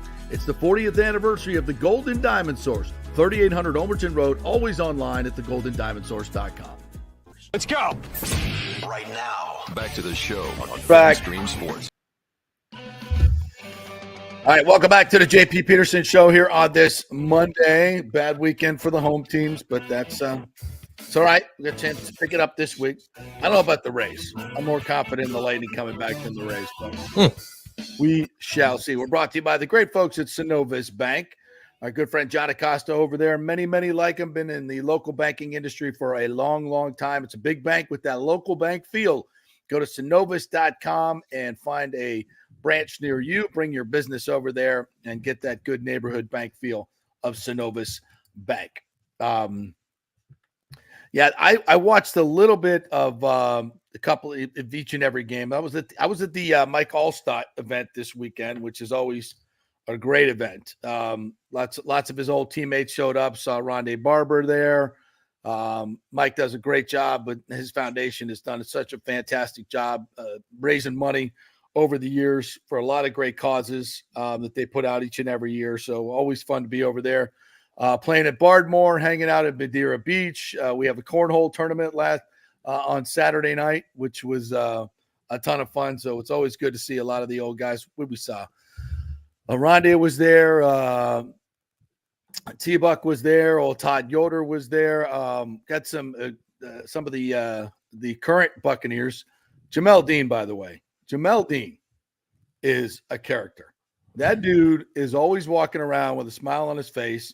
He was doing all the announcements, doing a little DJing at the party on Saturday night. He is always engaged with the fans there. Does a great job. Cody Malk was there. It's a big boy. Cody Malk's a big boy. And our good friend Charlie Belcher was the MC, so I didn't have to do any of that work either. What a fun weekend. So big thanks to Mike Allstott and that whole group for having me out again. And the winning score, by the way, you want to take a guess, a gander at the winning score? Par 72. In terms of strokes? Yeah. 48. 48? Yes, 48. Now, there's one hole that if you pay the money, you have the where you shoot the gun, you get a 1 on that hole. It's a par 4. So that's a 3 under. But everything else you got to make. You got to make putts. 48 is the low score. That's 24 under par, in case you're wondering. So that's a lot of eagles. It's a lot of eagles out there, a lot of pencil whipping, and of course, whose team won? Riedel Anthony, former Gator, with a 48. And they didn't even stick around because they were so embarrassed by the score that they put up. Embarrassing. Where'd you slot? Where'd your group slot at? 61. At least we were honest. That's respectable. We didn't have a lot of great golfers, and of course, I play like crap these days, so I couldn't carry them. We had a bunch of really fun guys, and we just laughed. And it's all about the good times. Who's score watching these days when they play golf? Come on. Yeah, and I played with Roger he's the chief engineer on the Wizard from the Deadliest Catch, who the Deadliest Catch guys come out each and every year. Captain Keith and Roger, and they auctioned off a fishing trip for $14,000 to go crabbing up in the Bering Sea. Yeah, like you couldn't pay me $14,000 to get on one of those boats. You've seen the Deadliest Catch, right? Yeah, I would pass. Yeah, no, it's not a fishing trip. I'm looking forward to be quiet. Now they don't take them out in the 30-foot waves. It's a much better, more fun fishing trip that they take them on for that, where you're gonna get the big salmon, all the really fun type of fishing. But I'm asking Roger, I'm like, you go out for 21 days. They go out 21 days, sometimes a little bit longer. And they're out in those seas. The water's like 35 degrees. It's just like, he's like, you got to love it. You got to love it. I'm like, oh yeah, I bet you do. It's like, how do you love that? But I guess it's the adrenaline rush of it. A lot of people love that adrenaline rush of like danger, I feel like. Yeah. Yeah. And, and then it's kind of like a lottery, when you go out and you get a lot of crab, and he said they have 14 bins, 14 tanks, and they bring in like 375,000 pounds of snow crab. That's a lot of crab. It's a lot of crab. It's a lot of crab. It's a lot. So very interesting work that they do there on the deadliest catch. But no, not for me. There ain't enough Dramamine in the world to get me out on one of those boats in 30 foot waves. No, thank you. But you guys have at it. You have at it. All right. Anyway, so that's what I did for the weekend and enjoyed it thoroughly. The golf is never the thing in the All-Star thing. It's like there's drinks, food on every hole. It's, you're just having a ball, enjoying the free alcohol, enjoying the free food. And it's just all weekend long, nothing but, and it's always great folks out there having a good time. Golf is very much secondary. It's a party. And I appreciate Mike inviting me each and every year, and he's doing great. It's good to see him. All right. So how are we going to fix the Rays, my friend? You're the baseball guy. You tell me, how do we fix the Rays? It's tough to evaluate the Rays right now because number one, it's early. It is early. I think they're still hovering right there at 500. And I mean, listen, they're only like a game off the pace of what the Dodgers are playing right now. So when you look at that standpoint, I mean, the Dodgers have all that talent and all that money, and they're not exactly circling the entire league at the moment. So, and again, the Rays, it's like you're just waiting for them to put together these consistent games to stack them up. And I will say what was encouraging against the Yankees, which was obviously a very red hot team coming in, is the bullpen seemed to, outside of Chris Davinsky, who for the life of me, I can't understand why he's still on this roster. He's not a major league arm at this point in his career. There's just nothing there. Outside of his bad inning, I thought the bullpen was outstanding against the Yankees. Outstanding. And case in point on Saturday, it's tough to go on the road, especially against that team, and blank them for 10 innings. And that's exactly what they did. Now, would I've loved the Rays to score some more runs? Of course. But that was encouraging, the bullpen. And notice Fairbanks didn't pitch in any of these games. And in that game, when they went to the 10th, it was Garrett Clevenger who came on. And he was the one who got the save. So right away, you're already seeing Kevin Cash start to mix things up a little bit and give some other guys some save opportunities while they seem to try to figure out what's going on with Pete Fairbanks. But as I kind of said when we talked about them in the first segment, I feel like the lineup, and this is odd. Remember how last year, and this is typical of most Rays teams under Cash, the lineup looks different typically every day. This year, the lineup has looked very similar on a game-to-game basis. And it's been kind of weird. And there hasn't been much adjustment to sort of who's doing well, who's not. Like Rosario is like the only guy that I've seen that's moved up in the lineup because he deserves it. Ahmad Rosario is hitting 351, which is fourth in all of Major League Baseball at the moment. He's been fantastic. Where would they be without him? Where would they be without him? It's just clutch hit after clutch hit. He's the guy that gets it done. But yeah, you're just kind of waiting for when is Yandy and when are Randy going to mix it up. And as I said earlier, I think it's time to shake things up with that lineup, move some guys around, try some new things, and see if you can get Randy going, because I think it's a detriment to their offense that the guys that are hitting at the top of the order are just giving you nothing. I think that's what's really, really killing them right now. Well, and what are you going to do? Sit Yandy down? No. You're not going to sit a Rosarena down? No. These guys just have to get going. And the Yandy thing is weird because he's been so consistent over the years. And it's probably just a blip. I mean, we're 3 weeks into the season. It's not that big a deal, but that's the thing. When you've lost Josh Lowe and of course, Brandon Lau on the DL again, and the Wander situation is what it is. When you lose those guys, it just becomes even more glaring because the reason they were so good last year is because they finally had some depth to the order, right? They had it was much tougher to pitch around guys. Now, I mean, you can pitch around a Rosarena. You can pitch around some of these guys because there's so many holes in the lineup. especially with you don't want to pitch around Randy right now, right? And he'll, if he doesn't see some strikes, then he's just going to start getting slap happy and start swinging at bad stuff, which is what we've seen. Well, yeah, it feels like his strike zone, his sense of the strike zone is just not there right now. It's awful right now. And that's what I'm saying. And Randy's had these spells before. And this is why Randy, Randy's the biggest star on the Rays, and rightfully so for everything he's done on the big stages. But Randy, kind of like not to the extent of Brandon Lau necessarily where it's super hot and cold, but Randy has a tendency to get very hot and cold, and his swings get really long at times throughout the season.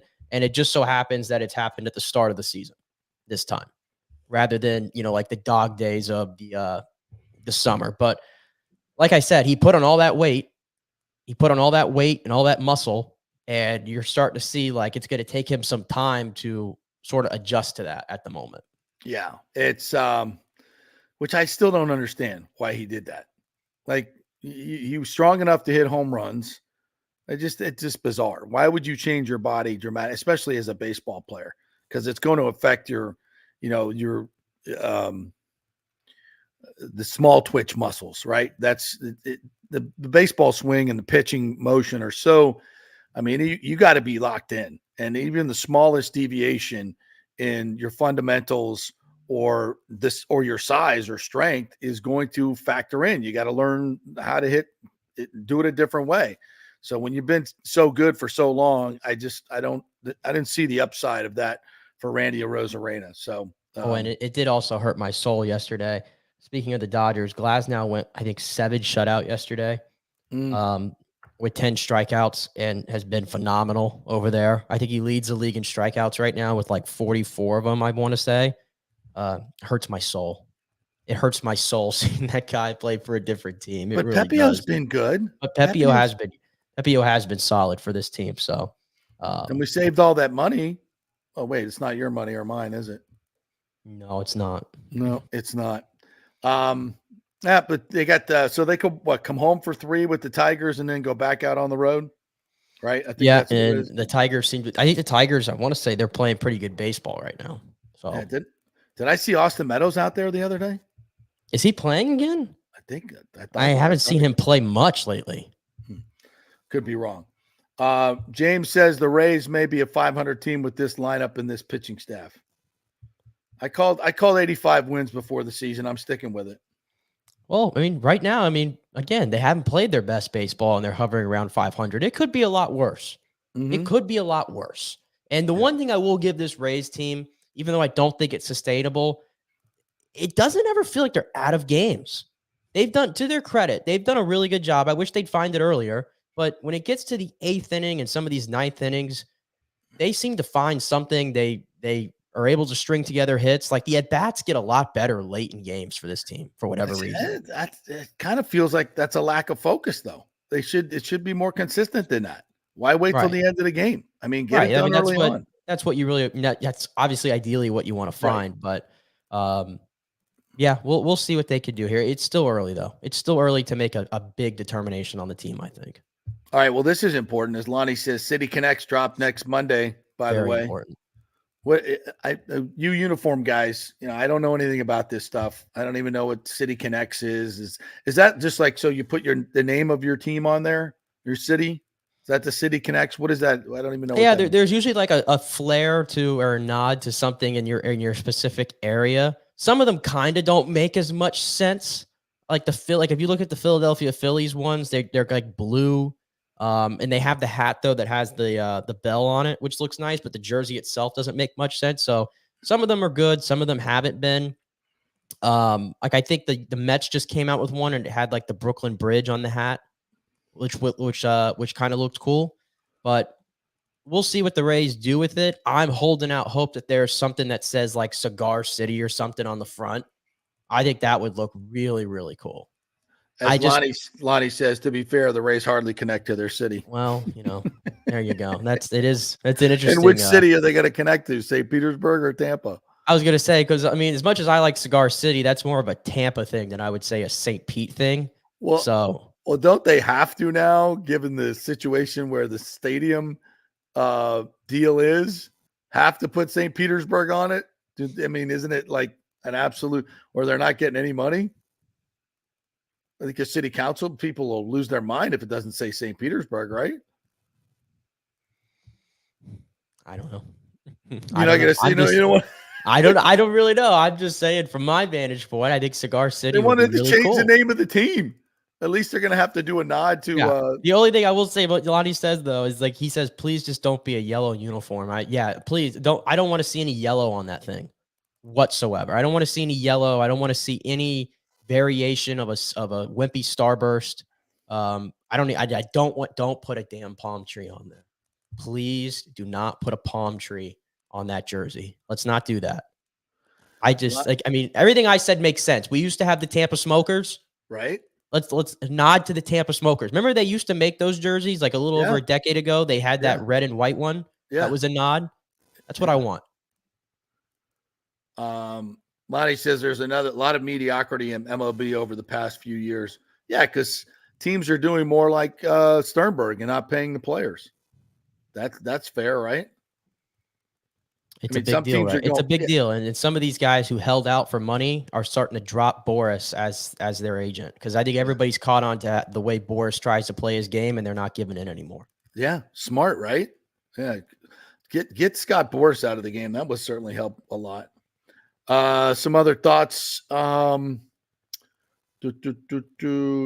Hill says for the first time since 1998, Michael Jordan got to hoist the trophy as the winner when his driver Tyler Reddick captures the 2024 Geico 500 Talladega.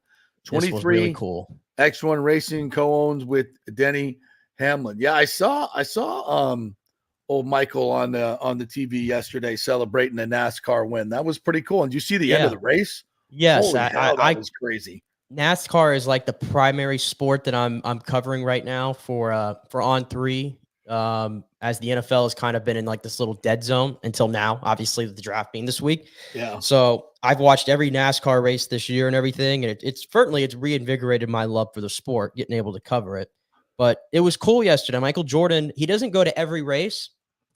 So I think this was the first one that he's been to where his driver has won. And it was really cool visual while Reddick was in the infield, doing his burnout.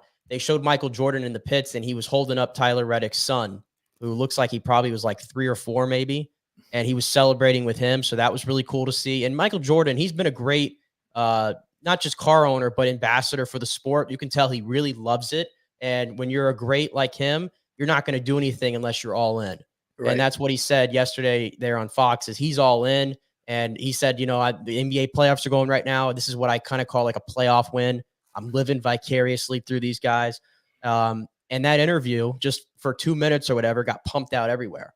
And it's hard for NASCAR in this sort of stacked sports schedule to really get in the eyes of many. Mm-hmm. But that Michael Jordan interview was on ESPN, and it was everywhere. So that was big.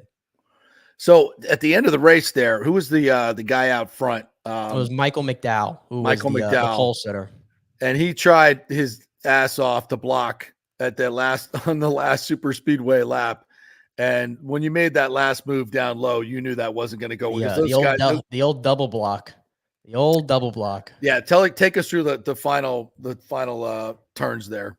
Yeah, so if you're not familiar with Talladega, it's a little different in that the start-finish line is at the end of the front straightaway, kind of even where the first pit stall is.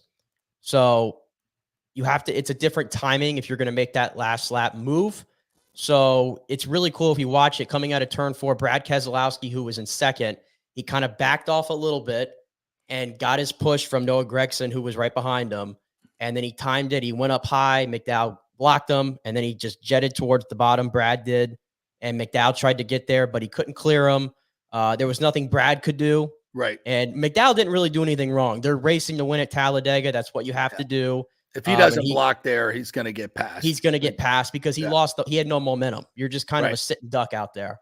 So he got worst place to be on the final lap is in first place. For the most part, yeah. So that's how it goes. He was in control of like the final 20 laps, and then he had all the control down to the last few seconds, and there he goes into the wall. The big one happens. We got a guy, Corey LaJoie, is literally on his side. He had the coolest 18th place finish you'll ever see. Only he in went across NASCAR. the finish line on the side. On his side. The onboard cam is to die for to watch that. That was crazy. It was crazy. But Reddick stayed in the on the gas, which you have to do, and kind of jetted right past Keselowski and stole the win.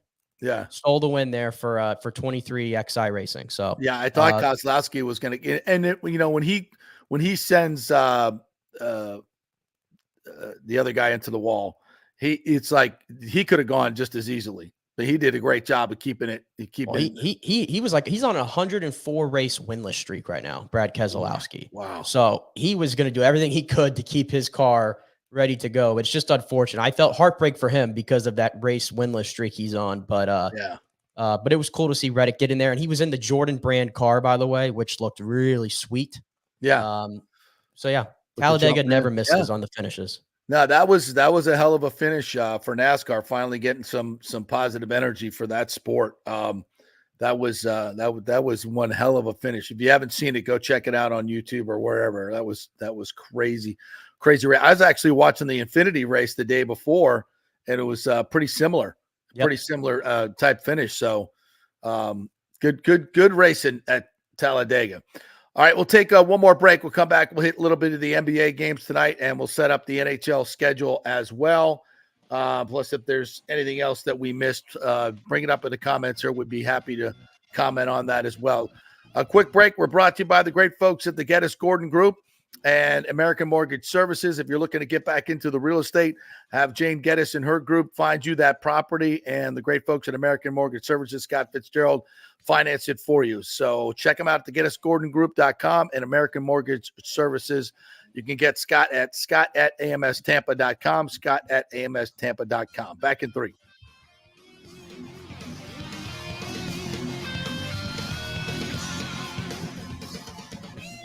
JP here for the Jeeves Law Group and my man, Scott Jeeves. If you're going to hire an attorney, do you want some guy looking for a quick settlement and a quick buck, or do you want an attorney with some chops?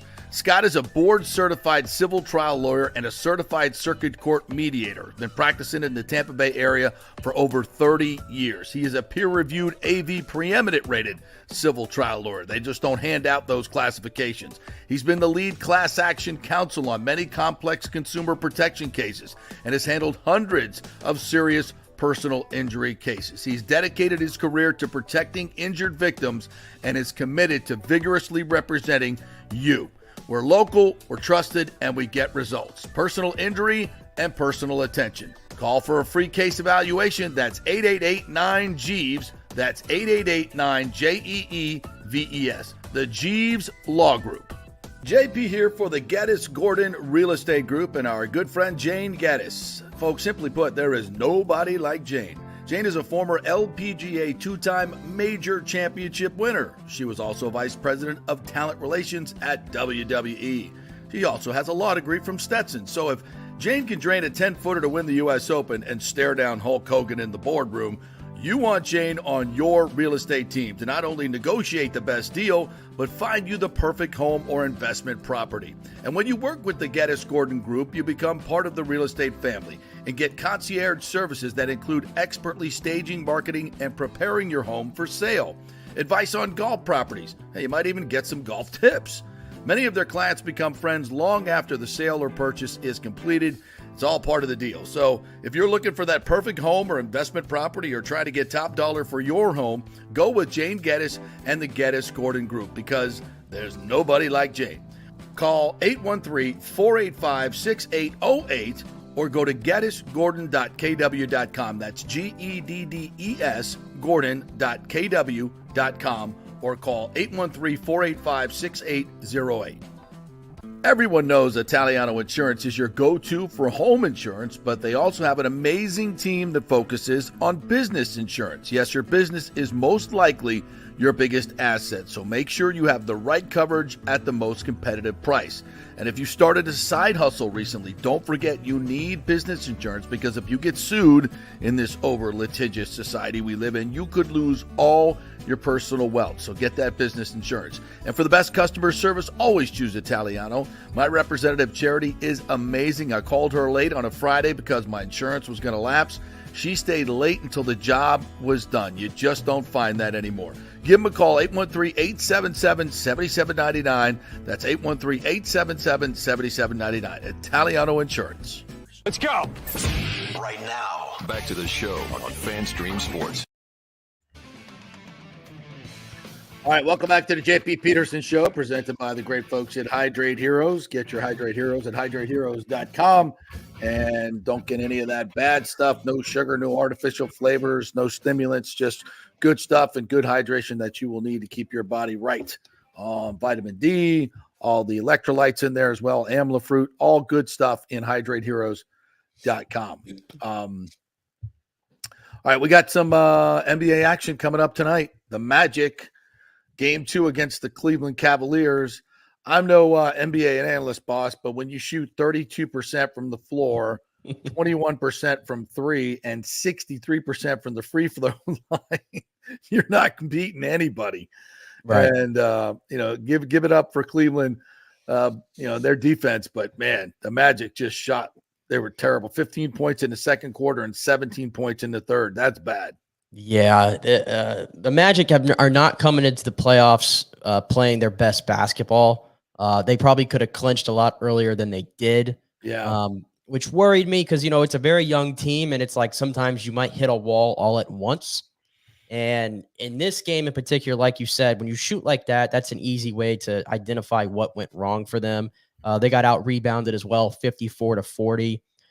In Cleveland, the big thing is, Paolo Banchero is a good player, and he might become a great player. Same thing with Franz Wagner. But you know who is a great player already? Donovan Mitchell. And there's a difference there between those players, and he put up 30. And some of the shots he made in this game, it's like you literally have to just tip your cap to the guy and go, well, he's an all-world player for a reason. So that was my sort of observation. And the biggest thing with the Magic that's really hurting them, and this dates back to the regular season, is they're always chasing the game. They have, in their last 9 games dating back to the regular season, they have entered the second quarter losing in 8 of those 9 games. So they're always chasing the game, and that catches up with you. And that's what got away from them, because the first quarter was very, very lopsided. When I saw them the other day in the season finale against Milwaukee, they were down 9 after the first, and they were sleepwalking. I was like, wow, this is an important game. The starters have to do a much better job of setting the tone. Yeah, they were just walking around. I'm like, there's just no intensity here at all. And first game in the playoffs, haven't been there in a while. You're not making shots. I get that, but let's see what they do tonight in Game 2. That'll be interesting. That's 7:00 start tonight on NBA TV. NBA TV. Yeah, that's what it says here. Well, so you can watch it on Bally's. It'll be on Bally's. It'll be on Bally's. I watched it on Bally's because I'm not watching the ESPN broadcast of some of these games. I tuned in to the hour-long pregame for that game, hoping that I would get some Magic talk from the big talking heads, and I got like 90% talk about the Lakers and the Nuggets, and I'm like, that game, we're the Magic are about to play. We talk about this game, and then I reminded myself: has Stephen A. watched any Magic basketball this year? No, not one game. Yes. Speaking of Lakers and the Nuggets, Game 2 tonight. The Nuggets have beaten the Lakers 9 straight times. They have no answer for Jokic, Murray. They've got no answer for him, and LeBron's playing his ass off. Like, I don't think LeBron can play any better. That was AD. Yeah, and AD is too. The freaking Nuggets are good for a reason. They're champions for a reason. And it was funny because I'm watching the game. We're watching it at the hotel, and the lovely Ashley doesn't watch a whole lot of NBA, and I'm also with her son, who I'm coaching in basketball. I'm like, watch this guy play. Watch the dad bod god play. She's like, he doesn't even look like a basketball player. I'm like, I know. Just watch him play, and just the funky angles and the silly shots that he makes, but he's always in control. He has such a way of reading the floor and just making everybody. And I said, watch, they'll get an open. He'll either make a shot or they'll get a wide open shot because of him. Watch. And it's just like every time down the floor. The dude he's just that good. He understands the game that well. He knows where the double teams are coming from, who's open. They're just a really well coached, well oiled machine. I don't see the Lakers winning more than 1 or 2 games in this series. It's certainly just not winning. And I like if the Lakers. I don't see. I always subscribe to the don't count LeBron out theory. Yeah, you have to. But at the same time, playing the Nuggets in the first round, I mean, it's a tough draw. I'm sorry, but I'm going to count them out. Like I have no choice. I have no choice. The Nuggets are just that good, and the Lakers, unless it's LeBron and AD, like is D'Angelo Russell going to help you? He was like 0 for 6 from 3 in that game. That's what you get with D'Angelo Russell. He's just so inconsistent from game in and game out. Yeah, you got somebody has to step up, a third, fourth guy, or they got no shot. And then the Knicks and Sixers tonight. Who knows what you're getting from Joel Embiid? Embiid got hurt, right? Yeah, he hurt his knee again, but he came back and played. He played through it.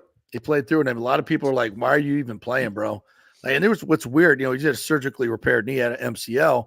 It's got this big brace on it, and there was like blood coming out, like not a lot, but just like I'm like, did he open the incision? Like the incision should have been closed for a long, long time. Like what's bleeding? It's weird. And yeah, he hurt his knee again, but he played through it, and he's playing on one leg. Probably shouldn't even been playing, but him on one leg is better than without him. So the Knicks 7:30 tonight. So they'll play at they're on TNT while the Orlando Cleveland game gets relegated to NBA TV. Yeah. Toronto and Boston tonight at 7:00. I'll be watching hockey tonight. Toronto and Boston. Boston just embarrassed them 4-0 in game 1. We'll see what comes back. And as Eric said earlier, Nylander probably not playing. Carolina and the Islanders, that'll be at 7:30 on ESPN2. And those are game 2. Carolina won the first game there, but pretty tight game. Then we got Vegas and Dallas starting at 9:30 tonight. Yeah, this is gonna be your favorite series. Why is that? Dallas is my team to beat in the entire NHL. Really? They're my favorite. They run out 4, kind of like Carolina or Florida does. They have 4 lines that all go. They have the goaltending. They have the defense. This is Dallas's year. And then you juxtapose with that with Vegas, who kind of just got into the playoffs. They just kind of got in. They didn't even have 100 points, but they're loaded. And now they add Mark Stone back tonight. So that's why that's my favorite series so far, or on paper. All right. So and then tonight at 10:00, the Kings and the Oilers get it going as well. They haven't started their series yet. So you got NBA playoffs and NHL playoffs tonight. Enjoying, of course, the big question that we haven't addressed today, by the way, JP, because I know you're such a fan. Yes. Did you have a grade yet? Have you listened to your Taylor Swift album? I did. This was the big news that came out over the weekend. We listened to a bunch of songs on the way over to the All-Star event, and I couldn't tell one song from the other. I know this is a very lowbrow take, and I've read some of the reviews of how, hauntingly wonderful the lyrics are and the storytelling. And I just, I'll be honest with you, I didn't get into the lyrics. I don't know exactly what every song is about. All I know is that every song sounds the same. There's no hooks. It's just, it's a synthesized, auto-tune. I'm a Taylor Swift fan, right? And I was uninspired, to say the least. Yeah, I will say that's what I've kind of heard, is that it's not the greatest Taylor Swift album. It's somewhere probably in the middle, but it doesn't matter though. Like, I guarantee you this one's going to sell more than every other album before it. And every album that comes after is going to be the same way, because she's untouchable right now. So I've had to nauseatingly hear the entire album on our little Amazon Echo thingy in our home. Don't they all sound the same though? I mean, to me they do, but I'm not the demographic. I mean, I'm like I said, I've been a fan for a long time, and it's just like, it's not her best. I didn't think it was varied. I didn't think it was. I mean, just every song sounds like the same. I much rather wish I was at freaking Ray J on Saturday, as Lonnie said. Kenny Chesney was there. On Saturday, and I don't know how in the world from there. I don't know how in the world I have never seen Kenny Chesney in concert. He's gone You've to Raymond never James. seen Kenny Chesney? Yeah, he comes to Raymond James. He loves often. Tampa. Yeah, and I started his tour here. There. This was the start of his tour. He chose. I know. I never end up getting there, but yeah. No, I heard it was awesome. Zach Brown band. I mean, that's a hell of a duo right there. Yeah, we heard it was an awesome show. As usual, he puts, like he's just consistently good, and it's a sing along. It's a party. It's just there's nobody's. I don't think anybody's winning any Grammys here. There's no just feel good music. Yeah, it's feel good summertime. Get out and have a concert in great weather type music. Why not, man? Yeah. I was listening. Actually, we're listening to XM Sirius Radio, and they had the No Shoes Nation. They were doing like a live thing from Whiskey Joe's on Friday, getting ready for the concert. Everybody was getting ready for it. So, yeah, I heard it was a good time. Yeah, Lonnie says Zach Brown and Kenny Chesney were Ray J. Did Zach Brown turn into a tatted hipster in a fedora cosplaying the OG Jimmy? I don't know. Did you see that? Did you hear that? I'm Zach Brown has been phoning it in for like the past decade and has turned into exactly what Lonnie just said. But the great thing is his music from like 2008 to 2015 was superb, and you can live off of that. And you could just live off of that. Yeah, which I think he has. I can't remember a new good song from them whatsoever. Right. All right. Well, we got a long way to go in this Lightning series. Game 2 coming up tomorrow down in Sunrise. We'll do a little preview of that tomorrow for you. Scott Reynolds will join us for a Bucks draft preview. They just did their final draft, mock draft, so we'll get with him on that. So we'll do a little bit more NFL tomorrow. And the Rays get back at it against the Tigers, so we'll have that for you as well. Have a great day, everybody. We will be back tomorrow, same time, 10 to noon. Please like and subscribe on our YouTube channels, also on Spotify and on Apple. Great job, Nikki. We'll see you all tomorrow.